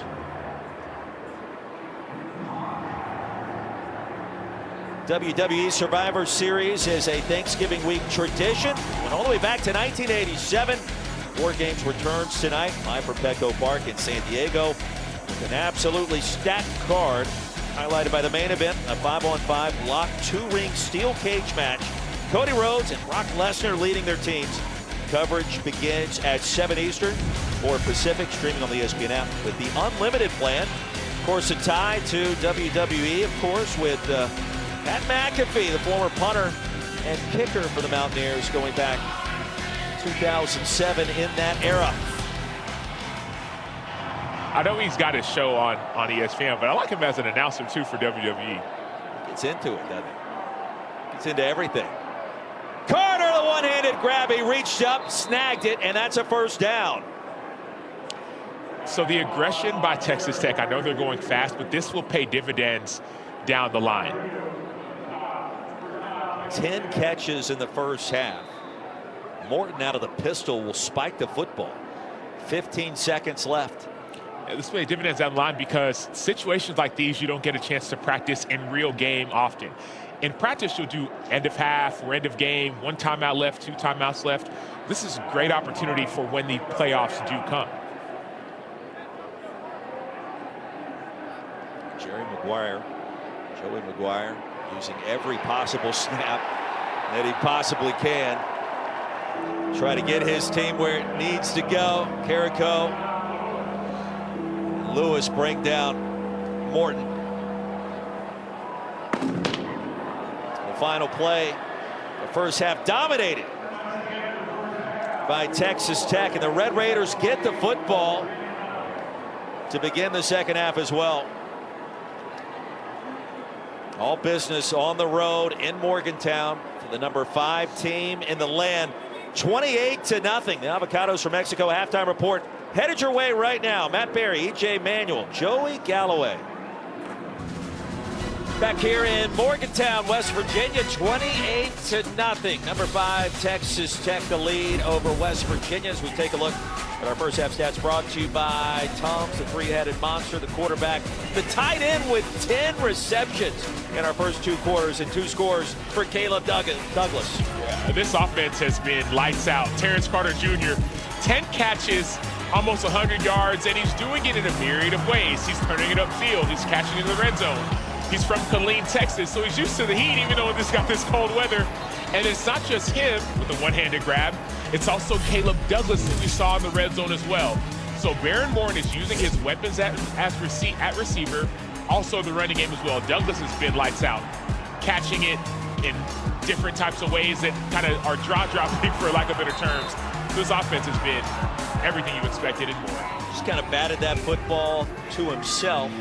Banged up a little bit, then was okay. Perhaps had the upset stomach on the sideline, but apparently is good to go for our second half. How aggressive does Joey McGuire want to be with this team, ranked 5th and in position in the Big 12 championship game next week against BYU in our final 2 quarters? Red Raiders get the football. ESPN College Football presented by Serve Pro. Push Car Stadium. So glad you could join us. Happy Thanksgiving weekend. Sam Acho, Roy Philpott, Taylor Davis. We're doing our best to stay warm. You're feeling a little better the second half, right? Yeah, I got the hand warmers, in this 30-something degree. But I will say, down on the field, that's what feels like football. You talk to some of the players, you talk to the staff. This is what you expect in November and December. Yeah, absolutely it is. And Texas Tech has been, as advertised, 5th in the country, one of the top defenses in college football this year. Baron Morton's healthy. That's a big deal as they get ready for the Big 12 championship next weekend in Arlington. And you have to think that Joey McGuire may put in a little Mitch Griffiths in a quarterback and some others at some point, but he wants to close this 3rd quarter in strong fashion, extend that lead, and then they can kind of put it in cruise control like they did the last time out 2 weeks ago against UCF. Aiken picks up the first around the right edge, and not this time. Redwood a tackle. So Jacoby Williams is going to lose a yard. He'd want one more score before he took the starters out. 2 weeks ago versus UCF, the starters started getting out at the end of the first half, but it was already a 30-plus point lead. One more score, you feel a lot more comfortable if you're Texas Tech. West Virginia, a pick 6 changes everything. Now they're still with time. Their last 2 drives ended in Texas Tech territory in the half. Deep ball, guess who? Douglas has it into the red zone. Spun out of bounds, and Texas Tech in business again. A big play to start our 3rd quarter. The struggle with trying to stop Texas Tech is that they will run the ball, and so your eyes are in the backfield, and all of a sudden just a busted coverage on the back end, and Caleb Douglas with ease just gets a 50-plus yard gain. But Morton with the throwing motion and what we've seen today, that shoulder injured here 2 years ago, healthy, been dealing with that lower body issue at times this year. He picks up 50 there on the dime that was dropped in beautifully. Longest play from scrimmage today. Jacoby Williams squirts through inside the 10. He's had to change his game, Baron Morton has, because of some of the injuries. Had a shoulder injury that he's played through pretty much the last 2 years. And then now the lower body injury. He's been practicing in a boot or not practicing at all outside of this last bye week. So he's had to adjust what he does as a football player. You see the toughness still come out, but there's not as much hits that he's taking, put it that way. Now Morton took a good portion of his teammates down to his newly purchased land. They went hunting during the bye week, including his backup quarterback, Mitch Griffiths, and that's a touchdown for Williams. And the scoring party continues for Texas Tech. 9-yard scamper, and Jacoby Williams into the end zone. It is 34-0 Red Raiders. There's a reason he averages over 100 all-purpose yards for his team, top 5 in the Big 12. The reason why is because his quickness, his juice, his ability to make people miss in space. So our second half begins the exact same fashion that we saw way back in our first quarter. Texas Tech right down the field. Well, it started with a 50-yard gain, and then you just give the ball to your shifty running back, Jacoby Williams. Make you miss, make you miss, make you miss, make y'all miss, and find the end zone for the score, 35-zip. Big 12 championship headed your way, noon Eastern next weekend. And the matchup is now set. BYU, Texas Tech, the rematch. What a scene that will be in Arlington. Taylor Davis spoke with both head coaches at halftime. Taylor? I did, Roy. Rich Rodriguez told me he felt like his offense was executing better toward the end of the half, but mistakes led to turnovers. And that's exactly what he pointed out to his group at the half. You can't beat a really good team without playing really hard and executing well. You have to have both elements of it. Now, for Joey McGuire, he pointed to the 3rd and 4th down conversion success. Like you guys mentioned, he also said they would discuss at the half when to pull some of their key starters with big time play ahead, but it's a delicate balance like they talked to us about yesterday, guys, not wanting to pull them too soon, but with injury in mind. Baron Morton been dealing with stuff. Also of note, David Bailey headed to the locker room early in the first half. They need to preserve key guys like that. Yeah, no question about it. A.J. Holmes batted down that pass from Scotty Fox Jr.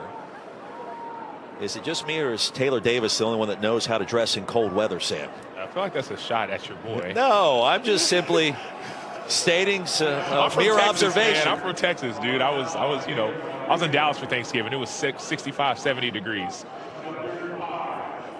Jacob Rodriguez, the tackle, after a 5-yard gain.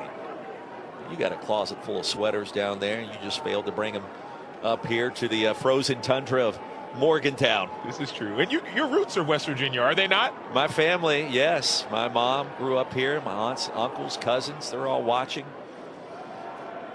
Through the line of scrimmage.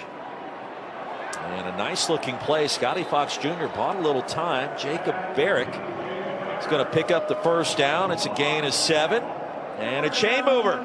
Jacob Barrick from Martinsburg, West Virginia, transfer from Jacksonville State with Rich Rodriguez. A critical first down to get some confidence going in this offense. You could see the gleam in the eye of Rich Rod yesterday. Not for this matchup. He knew that this was not the easiest way to close down his first season in his second stint back at his alma mater.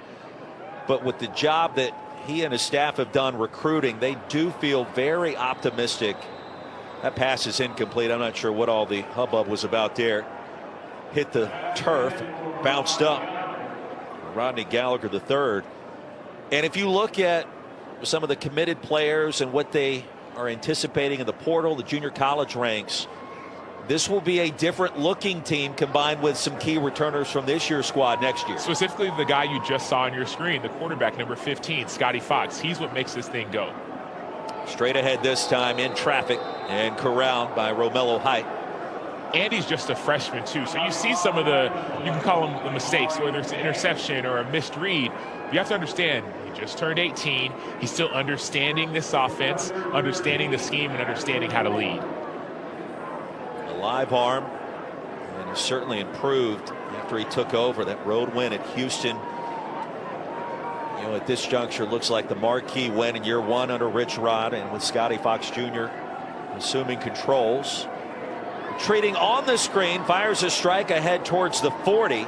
Needed a lot more than that. Rodney Gallagher III. Brendan Jordan brought him down. It's a gain of 6. I'll go backwards just for a little bit. It is positive to see West Virginia start getting the ball in their playmakers' hands. Rodney Gallagher III was a 2022 Male Athlete of the Year in Pennsylvania. You're seeing him get a couple more targets. They got to get the ball to Cam Vaughn a little bit more. So I understand the score is what the score is, but these reps for Scotty Fox and the trust that's going to be built with some of these guys on his team, Gallagher's just a junior, those are going to be invaluable moving forward. 5th punt of the game, Jacoby Williams on the move and brought down quickly at the 27. So let's find out. Joey McGuire, will it still be Baron Morton or Mitch Griffiths on the road? Work is thirsty work. Sausage, how about a little breakfast burrito here in Morgantown? That tells you how cold it is. You see the steam coming up. Santa Claus, well, he delivers here this final Saturday in the college football regular season. Happy Thanksgiving, happy holidays. Sam Acho, Roy Philpott, Taylor Davis, our rules expert, Jerry McGinn. And the new quarterback for the Red Raiders, Mitch Griffiths, the transfer from Wake Forest, a native of Ashburn, Virginia. And the super senior, a solid backup to Baron Morton. Shows you a little wiggle deep in the backfield. Mitch Griffiths going to pick up a first down. And tripped up by Boyce. Penalty marker comes out near the 30. Mitch Griffiths is a different kind of quarterback than you'll see with Baron Morton. He's got some juice to him in the running game, but he also has a live arm. So expect some excitement in this offense. I don't think they're going to slow down in the least bit. There is no foul for an illegal blindside block. Second down. Let's see where they ruled Griffiths down. He was tumbling right to the line to gain. I thought it was enough for a first, and it is. 6 foot, 195 pounder. Broad Run High School. Brother Brett also played football at Wake Forest. Dad Matt was a 30-year head coach. Football in his genes, in the family. And Jacoby Williams still on the field at running back for the Red Raiders. Jump cut and racing ahead for a 2-yard gain. Joe McGuire, as we talked to him this week, he said a couple of interesting things in regards to, okay, we need another gear for the Big 12 championship game and a different gear from that when we get to the college football playoff. He also said he's never had as much fun coaching any team in 30-plus years as a head coach than what he's had this year with this group. And you think about that. A lot of transfers coming into the portal. So much was made about the defense and the payroll involved just in the front four. Here comes a penalty flag, and there was some contact deep down the field. He had to blend this entire roster together under a lot of pressure. There's a ton of talent out there. He's done a great job not messing it up, and to have fun along the way that he described it. Defense number 23, 15-yard penalty, automatic first down. Go on Jason Chambers. There's something to be said about that. And I said, Coach, what keeps you up late at night at this hour when you've had this much success? You've won 10 games already, going to the Big 12 title game. And he says, well, we just can't afford any mistakes. And his team, Sam, they're playing with a sense of urgency, but they're also playing very loose. Yeah, they've all bought in. That's what makes it so fun. There's not a lot of egos on this team. Griffiths will hand it off. Jacoby Williams. Baron Morton's afternoon comes to a close. 2 quarters and a series to start the third. I mentioned that hunting trip he took Griffiths on. Tanner Allen, a handful of other of his teammates during the bye week. Hunting some hogs in big country. And you love his connection to Lubbock, growing up there and now being able to lead this team to the college football playoff. Sam, by your estimation, this win today pretty much guarantees the Red Raiders are in no matter what happens next week. Yeah, this is a lock, in my opinion. If they win this game in this fashion, they will likely be a top 4 team when the next ranking comes out. And so even if you lose to a BYU team that is ranked, that would still keep them in the college football playoff, in my opinion. 3rd down and 6. I think the real question is, what does that first round look like? Are you hosting a team back in Lubbock, or do you get the bye? And Joey McGuire said, we want the bye. We mentioned that in the first half. Griffiths hit the turf hard. He was sacked. And now West Virginia picks it up.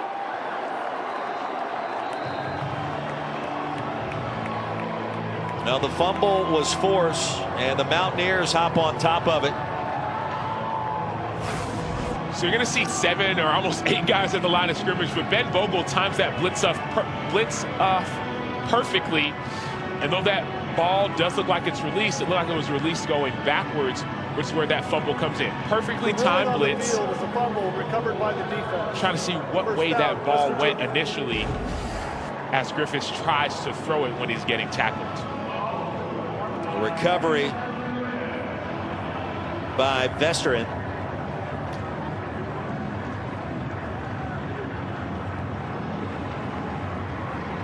The ruling on the field of a fumble is under further review. I'm going to take a look at that to see which direction that football was moving. That is the critical component there, right? Yeah, another critical component is you see Mitch Griffiths, the backup quarterback, limping into the 10 as well. Remember, Will Hammond just had surgery, so he's out as well. So you see Griffiths is getting tackled, and probably an angle from the side would show if that ball was going lateral backwards or if it was going forward.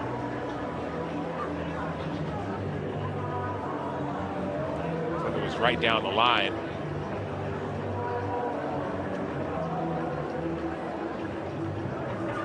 We bring in our rules expert, Jerry McGinn. And Jerry, what are you seeing in this sequence? West Virginia has it right now. What do you think? Roy, I'm seeing an incomplete pass. So I was hoping that the referee would have made an announcement that it's not intentional grounding because it was ruled a fumble. But I see this as an incomplete pass, and it should be intentional grounding with the ball at the 50-yard line, and it would be 4th down because it would be loss of down. Jerry, if that ball's going right down the line of scrimmage, it's released from his hand and it goes right down that line, would that be incomplete or would that be a fumble? That would be fumble, because if it's not forward, then it's considered backward. But I see this as going forward. He's releasing it right before the 50-yard line, and the ball does hit almost at the 49-yard line. I see this as a forward pass. His hand is definitely coming forward. So it'll be interesting to see what they come back with. That makes sense, because with his momentum going backwards, that hand is going forward, but it feels as if that ball, when his hand releases the ball, it kind of lands right at that 50. It's a bang-bang play deep in the backfield with momentum going backwards and the hand off to the side as Griffiths was getting smashed into the turf. And Jerry, to your point, it'd have to be clear and obvious for them to overturn it. Is that correct? That's correct. They are taking their time with it, and they are starting to write notes with the back judge. So when you have that, when they're taking notes that carefully, you know that normally it's going to be overturned. Our replay official, Brad Van Vark. Referee Stephen Barron. Extensive review taking place in a 35-0 score. Now the other question is, did the defense, they touch the ball to actually make the ball go down quicker as opposed to going forward?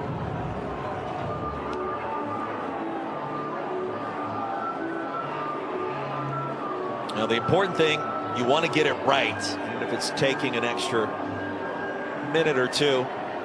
Here's the call. After review, it was a backward pass recovered by the defense of the West Virginia ball, 1st down. All right, so another turnover forced, the other coming on the interception of Jacob Rodriguez on the jump pass in the end zone at the end of the first half. The Mountaineers get it back. Much better field position. They'll set up shop in Texas Tech territory at the 49 with a new quarterback as Mitch Griffiths tries to stay loose and stay warm. So for Mitch Griffiths now to Max Brown. And Rich Rodriguez informed us yesterday that all 3 signal callers could see the field. Brown stops at Florida and Charlotte, native of Tulsa, Oklahoma. Lil Wilkins also in the fold, the redshirt freshman out of Washington, D.C. He said that Brown is a different type of runner than you see from Scotty Fox. And called him the strongest quarterback, Wilkins the fastest. And Brown to the 45. And Roberts chopped him down to the turf. It's a gain of 4. But for the defense, nothing changes. I understand there's a different quarterback, but you still have to understand that you're playing your alignment, your assignment, and your technique. And so you don't have to freak out when you see a new QB. Just trust your eyes, trust your technique, and stay tight in your coverage. I'm guessing you didn't do a lot of that in your time in Texas and in the NFL. New quarterback comes in, Sam Acho, business as usual. Well, the mindset really is to destroy. And what I mean by that is if you got a new guy in, you have to dominate him. Don't let him get any type of confidence. As you see, there's a little bit of extracurricular activity going right around the 45-yard line. But going back to a backup quarterback, if you're a defender, the backup's in there for a reason. Either the starter got injured or they think he's a better opportunity. You have to make sure that you don't let him build up any kind of swagger. Weimer with the 7-yard grab. That is a first down.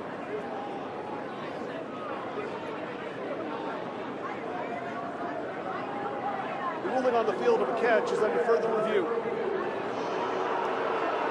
Crowd here is thrilled to hear that. 7:07 to go in the third, and timeout on the field. We will step aside as well here at Morgantown.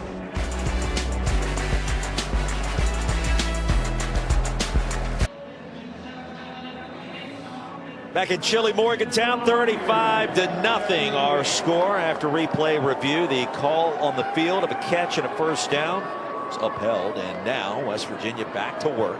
Sincere Bowers upended at the line of scrimmage. Brendan Jordan.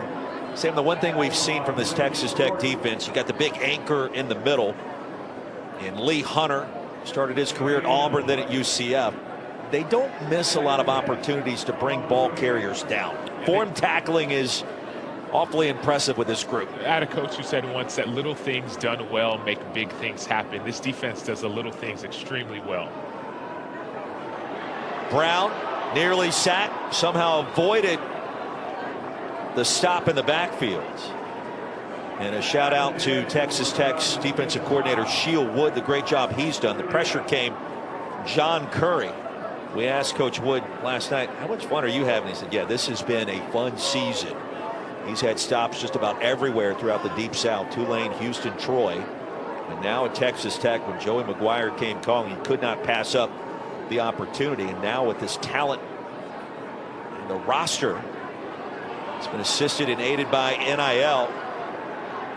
They have been dominant. There's a flag back at the 46.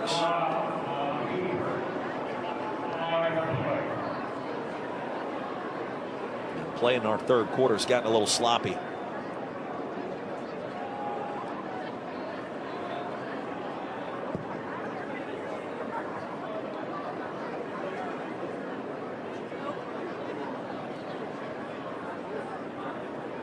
Holding call coming.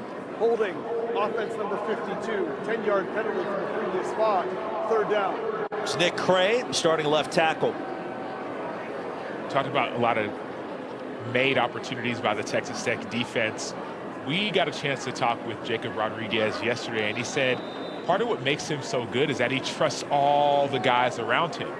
So everyone is doing their job on the defense side of the ball. It gives him and everyone else chances to take more shots on the ball and to take more risks because you trust the guys around you. Brown looking back against the grain, and the pass is going to be picked off, intercepted at the 15. Amir Boyd.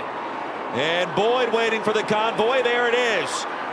Back to WVU territory. Boyd brought down all the way inside the 20. Texas Tech in the red zone on the interception by Max Brown. So there are chances to take more risks when everyone around you is doing their job. There's a little bit of pressure, but not that much. You're just undercutting the route by Boyd. You see a convoy start to block for him. You see all those guys ready to block for him. Unfortunately, he didn't make it all the way to the end zone, but look, you see all 11 guys running to the football. Like 12, 13 guys out there for Texas Tech. That's the picture that you want to see on defense. Everyone in the frame, because you know that you're giving full effort for the guys next to you. Second pick of the season for Boyd, the transfer from UTEP. 3 seasons there and a return of 67 yards. You said it earlier, Roy. This team was second in FBS in takeaways. This should be their 27th on the season. That's what makes them so special. And a new quarterback.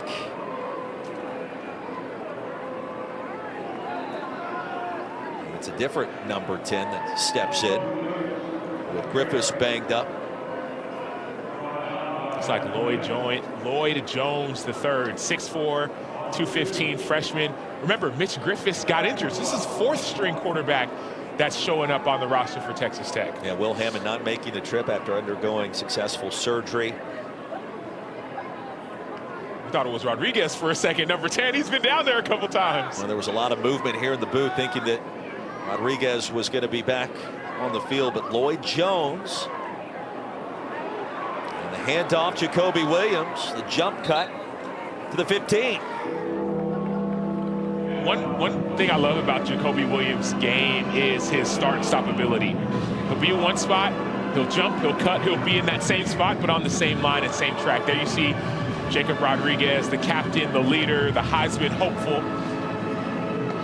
But the one concern I do have, Roy, are some of the injuries seem like they're starting to pile up for Texas Tech. Yeah, another reason Coach McGuire wants the bye in the first round of the dance. BYU looming next week. Jones to the end zone, the comeback, and there it is. Grabbed cleanly, Micah Hudson. Well, the sophomore from Temple, Texas, the first touchdown of the season.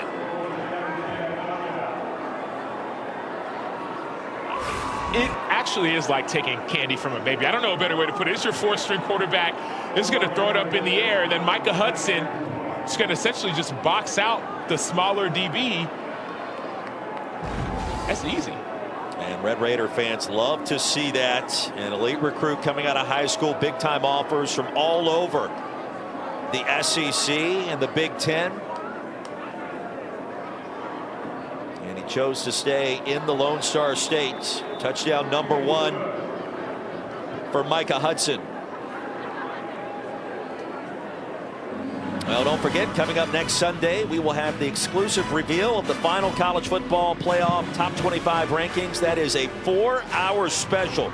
Reese Davis and the guys will break them down from top to bottom and unveil the matchups for the 12-team playoff. It all starts at noon Eastern, 9 a.m. Pacific, after Sunday NFL Countdown on ESPN and the ESPN app. Let's take a look at our AT&T Bracket Insights. AT&T is keeping you connected.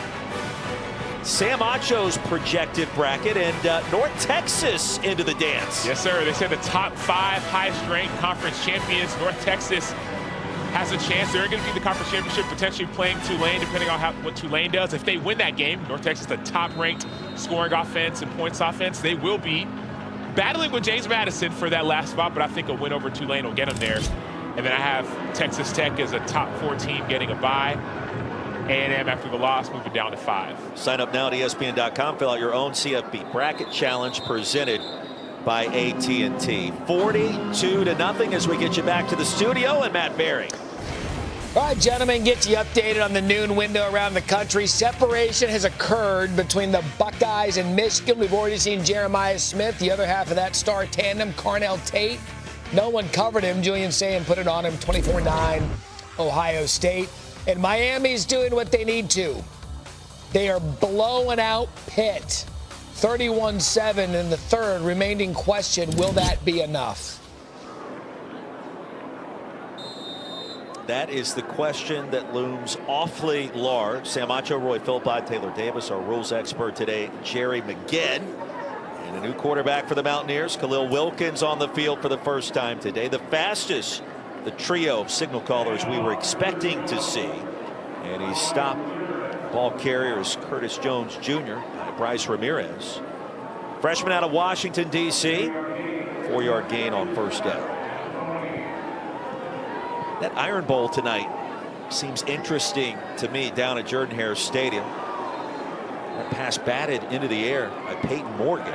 It'll be third down. Any chance DJ Durkin has got something cooking for Kalen DeBoer down there on the Plains? With rivalry games, there's always a chance. Look at what happened with Texas and Texas A&M last night. So I think there is a chance, but I still have a lot of confidence in Alabama. Ty Simpson and his leadership, Caden Proctor, who knows where he's going to be lined up, that 6'7", 360-pound offensive lineman. And the season is on the line for Alabama. Crimson Tide with a win will appear in the SEC championship game next weekend. False start. Offense number 74. 5-yard penalty.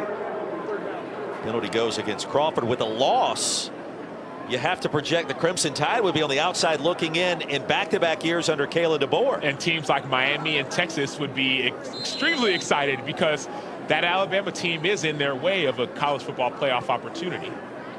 So you would then miss the SEC championship game in Atlanta and potentially the CFP. Ball came out. Red Raiders trying to jump on top of it. Who got there first? Mountaineers maintain possession. You got to be careful the peanut punch, especially if you're a quarterback. Everybody's digging for the pigskin. There's just pressure all over. It looked like that might have been Amarian Banks, number 8, 6'5", 300-pound senior. He missed the tackle, but the ball started to bobble, and Wilkins let it go.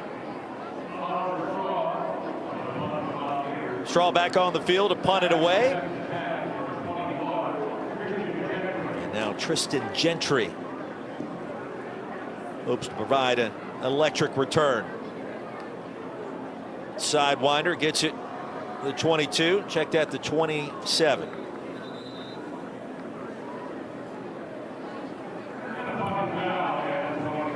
Red Raiders will take over there. Coming up at 3:30 Eastern, 12:30 Pacific, ABC, ESPN app. Rivalry weekend rolls on. 8th-ranked Oklahoma hosting LSU, the Palace on the Prairie. And we cap the day off with the Iron Bowl, the 90th edition, 7:30 Eastern. ABC, the place to be. I think Auburn is going to win. I have felt it all week long. At some point in all these crazy years that all those fans have had to suffer through, they're going to find a way. And you just wonder, DJ Durkin, defensive philosophy, the run defense is pretty good, and it's a home game. You wonder, is that going to be enough on the Plains? For more on that, we check in with Taylor Davis. TD's point after the time is now. Speaking my language, Roy Philpott, I know a thing or two about some crazy Iron Bowls. There's a lot of riding on both quarterbacks. Obviously, Auburn turned to Ashton Daniels a few weeks ago in that game against number 14 Vanderbilt at the time. Over 400 yards, 4 total touchdowns on the day. But Ty Simpson, 22 touchdowns on the year to just 4 interceptions. Does he get back in his groove? Then we got to talk defensive dominance, right? Alabama's number 4 passing defense in the nation. Auburn's number 11 rushing defense in the nation. Truly strength on strength. Which quarterback can have a day, and how much voodoo will exist in a night game in Jordan-Hare? But Sam, you're right. Everything on the line for this Crimson Tide team. Jordan-Hare's haunted. Let's just frame it properly. I'll confirm it. It is a haunted facility, especially if you're Alabama coming to town. I think Alabama's going to win. Let me put that on the record. You got Auburn on the record. It's going to be quite the scene and must-see television tonight. Adam Hill's bottled up behind the line of scrimmage on 3rd and short. And Tarnu met him with resistance. Why do you think Auburn's going to win? The run defense, home game at night. DJ Durkin is trying to do everything he can to continue to be a part of that program, potentially with a new staff next year. And he's a good coordinator. They're going to be prepared. A fake punt. The Red Raiders are going to keep the drive alive on 4th and 3, deep on their own end of the field, and racing for 25 to continue the possession. So the reason you run a fake like this is that West Virginia has shown that they're not going to adjust to your alignment. So you have all these linemen over to the left, and West Virginia keeps some of their guys on the inside. And so if they show they're not going to adjust to it, you just run the play that's called. It's one of those things like an automatic. Hey, if you have the numbers, you run the play. Oliver Miles, Braylon McDonald, able to race for the first down.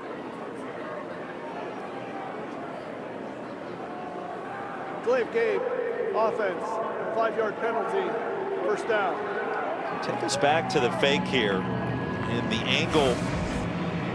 Rich Rodriguez not liking any part of that. So look, you have one snapper, but then you have an entire line that just out-leveraged. The West Virginia defenders are all inside the, quote, center, if you will, take the middle guy in that line. That's an easy call.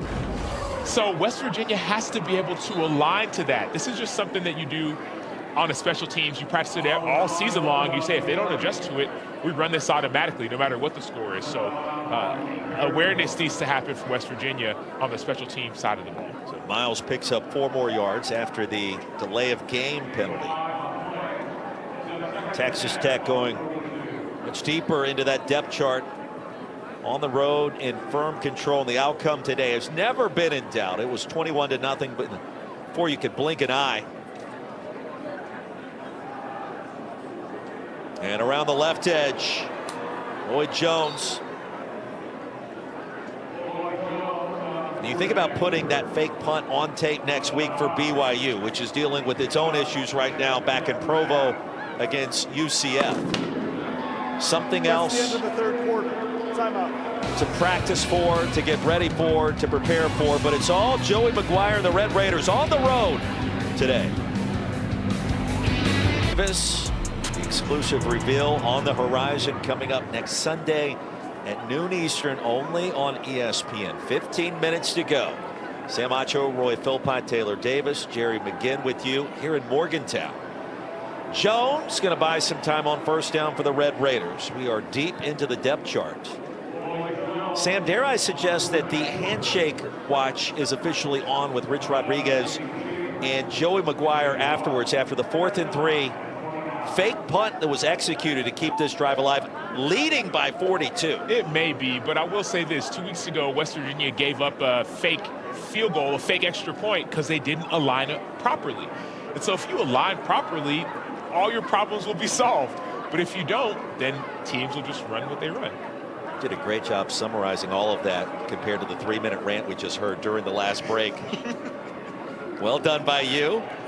But it really is an alignment process, and it's not even a fake punt call in your estimation. It's automatic when you see what the defense wasn't doing there. Correct. You just count the people outside of you. Every 1, 2, 3, 4, 5. If there's only 2 guys out there, you run the play. So Rich Rodriguez can be as mad as he wants at Joey McGuire, but he might want to get his special teams unit in check to make sure that they're just lining up properly. That'll avoid all of the extra drama. Rich Rodriguez actually interviewed for the head coaching job at Texas Tech at the turn of the century when it went to Mike Leach. Deep ball. And Texas Tech strikes again. The 2nd touchdown reception for Micah Hudson today. And a penalty flag out back at the 39. That touchdown strike from 30 yards out.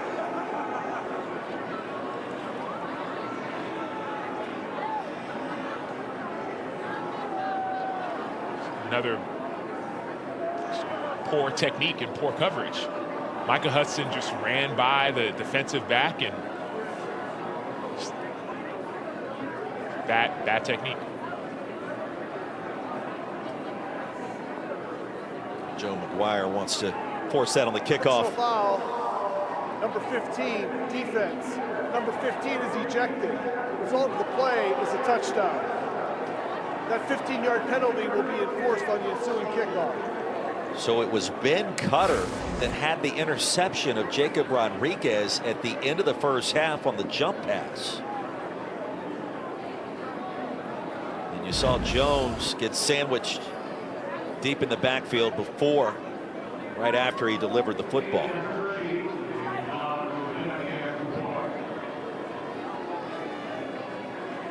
Now Stone Harrington has given way to Ian Hershey, the Arizona State transfer.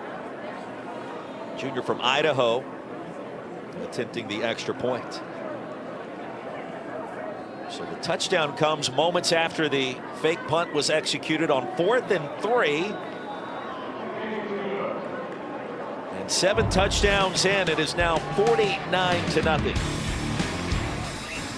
4th string quarterback finds one of the reserve wide receivers.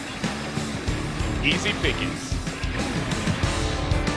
Back here in Morgan Morgantown, the Red Raiders with a commanding 49-0 lead. So much success this season, thanks in large part to linebacker Jacob Rodriguez. As the team heads for a championship, the Heisman campaign is on. We've got signs all over the stadium here today, social media posts hyping the guy up, trying to get him to New York City. If you ask the coaches, the players, they don't hesitate.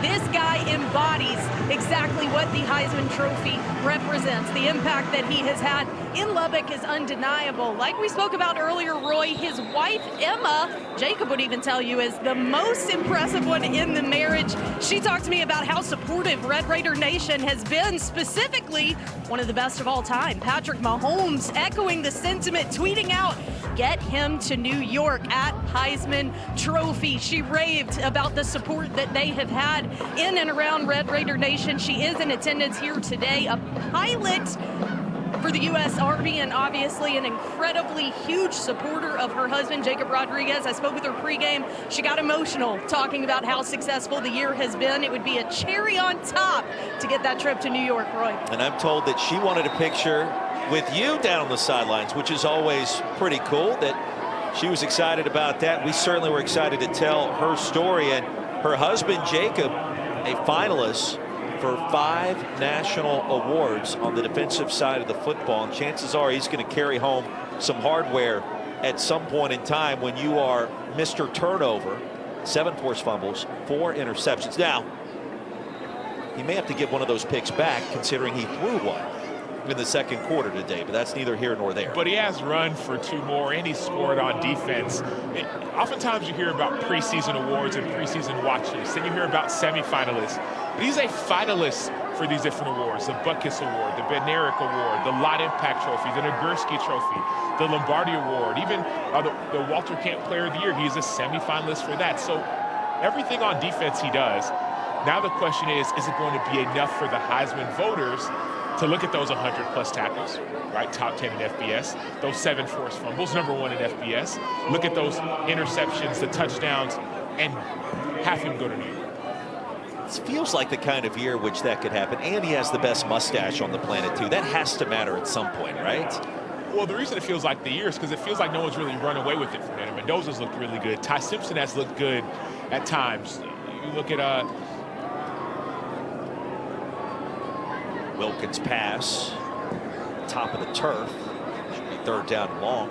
You look at the landscape of college football, you're saying, okay, no one is actually head and shoulders above everyone else. Right. So maybe you do put the sash in. Ruling on the field is an incomplete pass.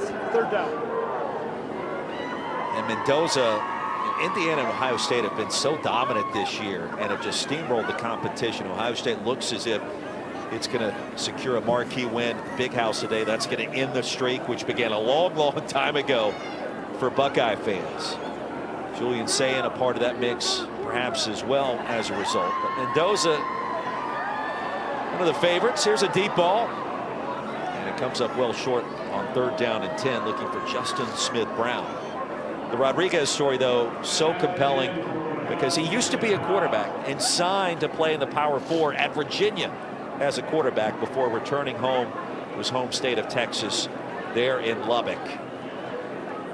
And he's going to have some decisions to make in the next couple of weeks. Which award ceremonies does he attend while he gets ready along with his teammates for the CFP? But even this opportunity, I love the point you made. He used to be a quarterback, but he was getting recruited to play linebacker. And even the head coach at Texas Tech, Joey McGuire, when he was at Baylor, recruited him to play linebacker. So opportunity didn't work at Virginia, but it opened up. 49-0 our score, under 12 to play. Well, no matter where Jacob Rodriguez is going, we know this: he's got a ride in the Black Hawk helicopter with his wife, the pilot for the U.S. Army, Emma. ESPN College Football is presented by Serve Pro, the #1 choice in cleanup and restoration.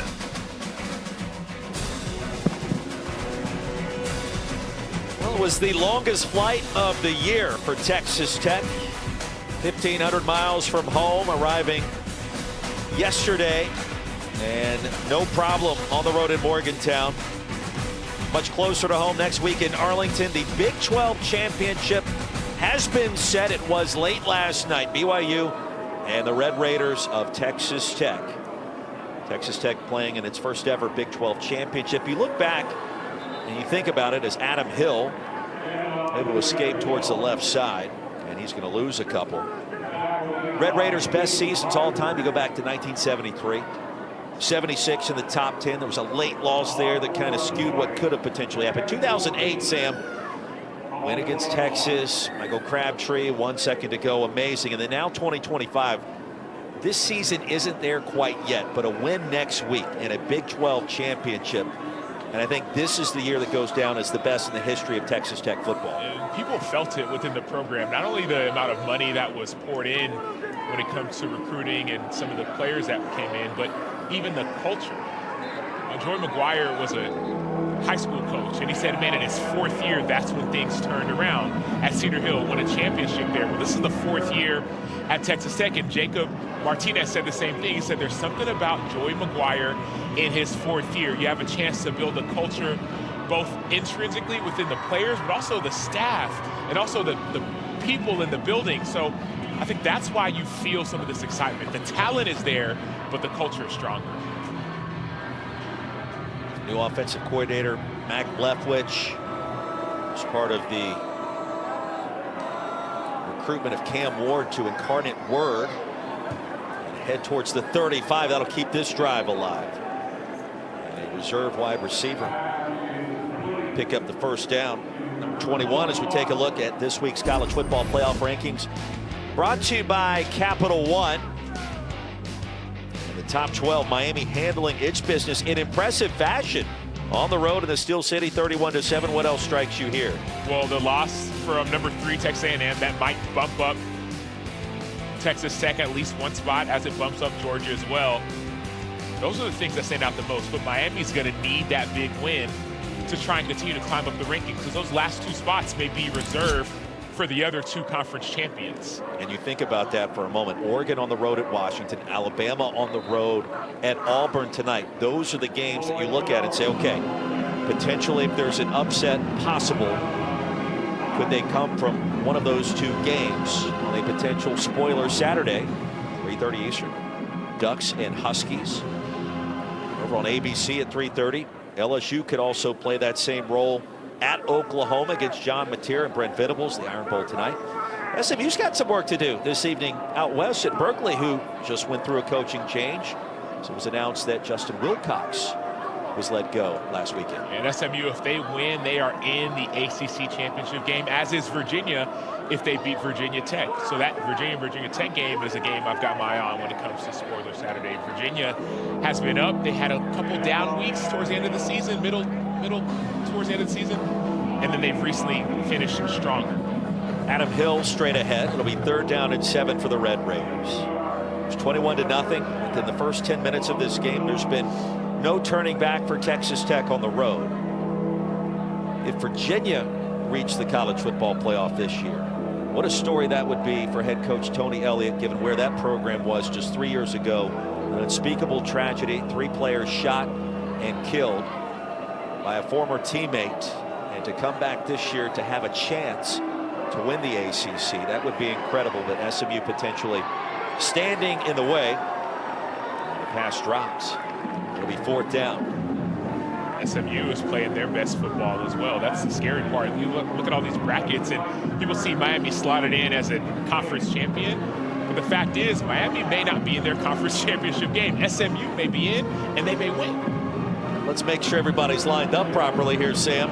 There you go. You see, they're starting to motion out now. Now, you automatically move back in, and there it is. So it's as simple as that for Rich Rodriguez and all the special teams coordinators. Just line up properly. Fair catch called for and made by Rodney Gallagher III. 49-0 our score. Nearly halfway home in the 4th quarter. Joey McGuire getting the job done. You're watching the Big 12 Conference on ESPN. Coming up 3:30 Eastern. Matt Berry, we cannot wait. West Virginia gets the football back and around the right edge. A big gainer of 30 yards on the ground. And the Mountaineers deeper into the depth chart. Ramon Weaver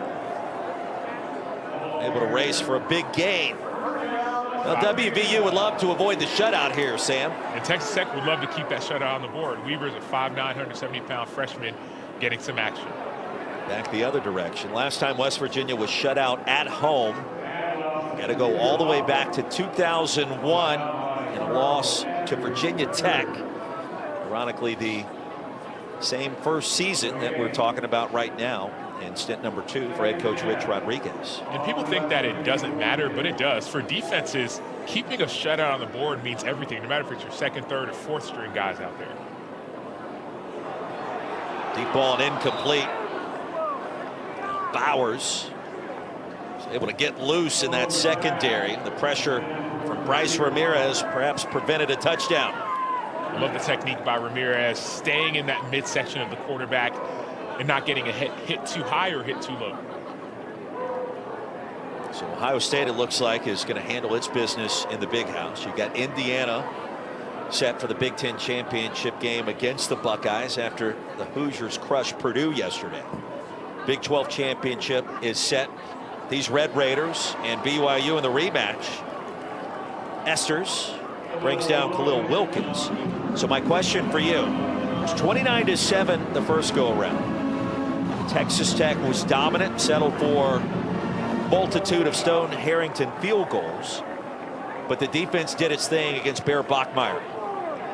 What about round 2? Is there an advantage, for as good as Texas Tech played, to see BYU again, or does revenge play a factor in a rematch like that in your mind?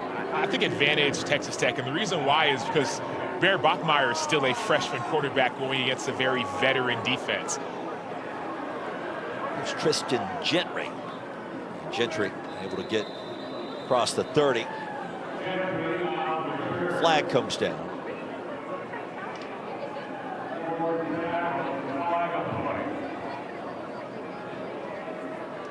.602 to go. Red Raiders will be as content as possible to try to eat up as much clock as they can and get back to Lubbock. Start preparing for that Big 12 championship in Arlington. You know, fan bases for both sides gobbling up tickets given the stakes. Talking about that rematch, and Texas Tech is #1 in the nation in stopping the run. LJ Martin for BYU, they can run it. Bear Bachmeier, he likes to run it. Personal foul, illegal blindside block with targeting on Texas Tech. Number 34, 15-yard penalty, first down. The previous play is under further review. Trent Lowe.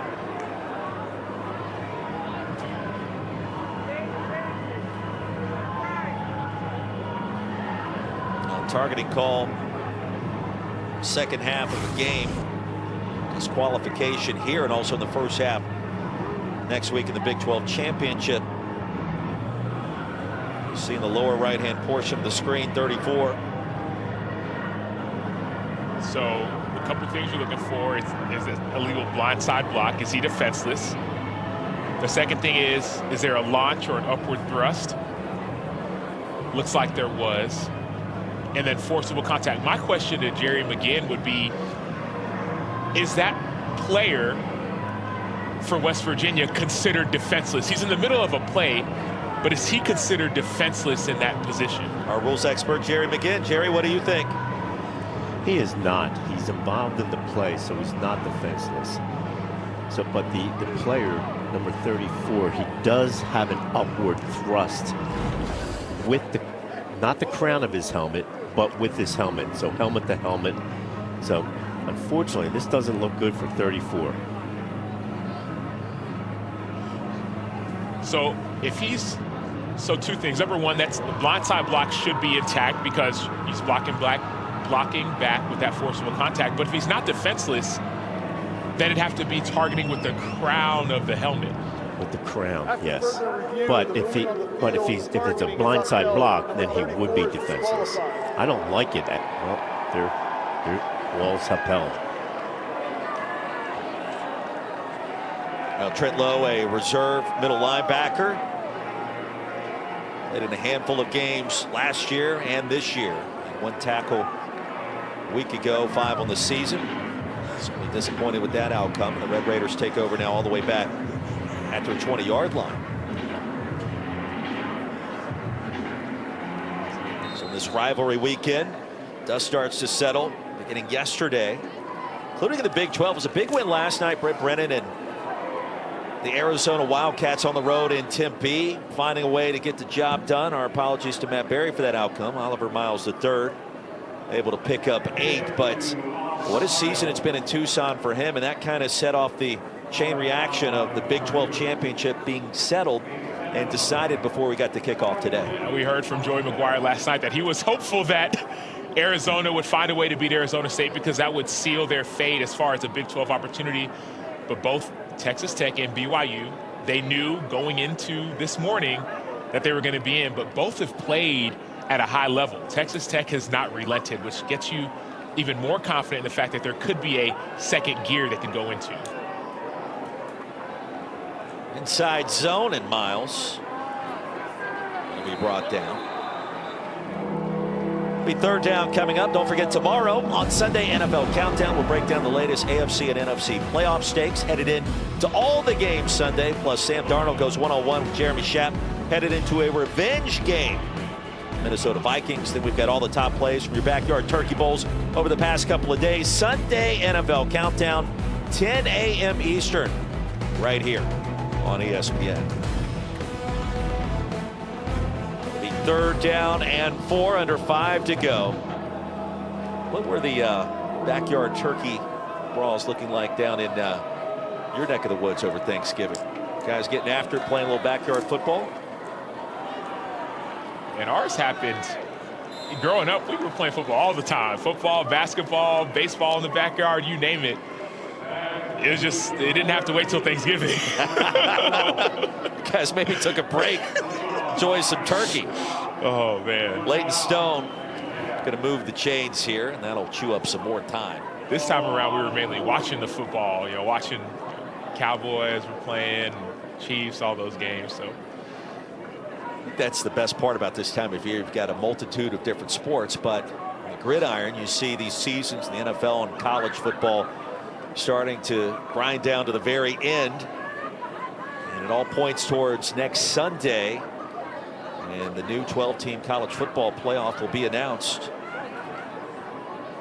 Which team will be there at the top? You figure the Big Ten champions got the inside track to be the #1 seed. And for Texas Tech, the Red Raiders hope that they're going to be there as well with that first round bye. Their best seasons all time. You go back to the 70s, first in 73, 11-1. They won the Gator Bowl, finished 11th in the land. Then in 76, Southwest Conference champions, final rank of 13. 08, who can forget? Big 12 South co-champions, Michael Crabtree. Incredible scene there in Lubbock. And then this season, the Heisman candidate, Jacob Rodriguez, the defense, Baron Morton, and now on the verge of going 11-1. And the only setback coming on the road in Tempe, Aaron Morton banged up for that game. And the Sun Devils proved victorious. We will see what the Big 12 championship looks like. It's going to be a festive atmosphere. I mean, it's going to be fun. It's going to be physical. I think we both know that. It'll be interesting to see, though, with some of the injuries for Texas Tech, whether it's the backup quarterback, Mitch Griffiths, if he's going to come back. David Bailey, the star outside linebacker, pass rusher, 12.5 sacks, if he's going to come back. Howard Sampson, their left tackle, he's back in the game, but he's battled some injury this game. And so that's going to be huge if Texas Tech wants that first round bye, winning next week versus BYU. Approaching the 2-minute timeout, one more first down, and this thing will essentially be on ice to midfield. And Adam Hill, chain moving run. So the 2-minute timeout. As we step aside one final time in Morgantown. 2 minutes remaining back in Morgantown, West Virginia, on the verge of being shut out for the first time since 2001. And what could be described as the largest home loss of the AP poll era, going back to 1960. And at the hands of the Red Raiders of Texas Tech. Victory formation: Sam Acho, Roy Philpott, Taylor Davis, our rules expert Jerry McGinn. And from our booth to you watching back at home, happy Thanksgiving. Our producer Eric Postman, our director Dan McVan, our statistician Ed Svita, our spotter Bill Garrity. It has been so much fun this season, and if you're a fan of Texas Tech, it continues on to the Big 12 championship and beyond, with a team that is playing with a sense of urgency, but also feels like with nothing to lose simultaneously. And a team that has another gear. At least that's what head coach Joey McGuire said. This team is locked in. So if they can take that next gear and play their best ball in December, college football world, watch out. Our remote integration coordinator here in the booth, Jerome Ingram, fantastic job this year. And this Texas Tech team, Rich Rodriguez, he's building, and I think that's one thing that West Virginia fans, they understood what it took the first go around back in 2001. He comes back home. It's going to take some time now in 2025. The recruiting has gone well. There were signs this year. The road upset at top 25 Houston, competitive their last time out against Arizona State, had a great chance to pull off a road upset. It didn't happen. There will be better days ahead. Those days will come next season in 2026.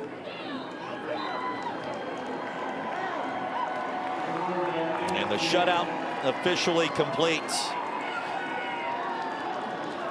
Texas Tech.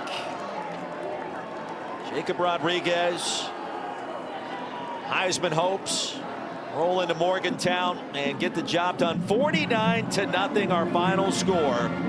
Now 11-1 on the campaign. And those 11 victories all coming by at least 20 points. This team has not gotten complacent. Texas Tech has stayed locked in and stayed dialed in. And they'll need it because BYU is coming to play.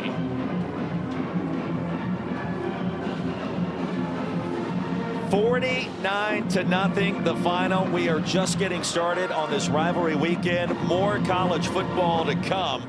As we say so long from Morgantown, let's get you back to the studio. Matt Berry, EJ Manuel, Joey Galloway. Gentlemen,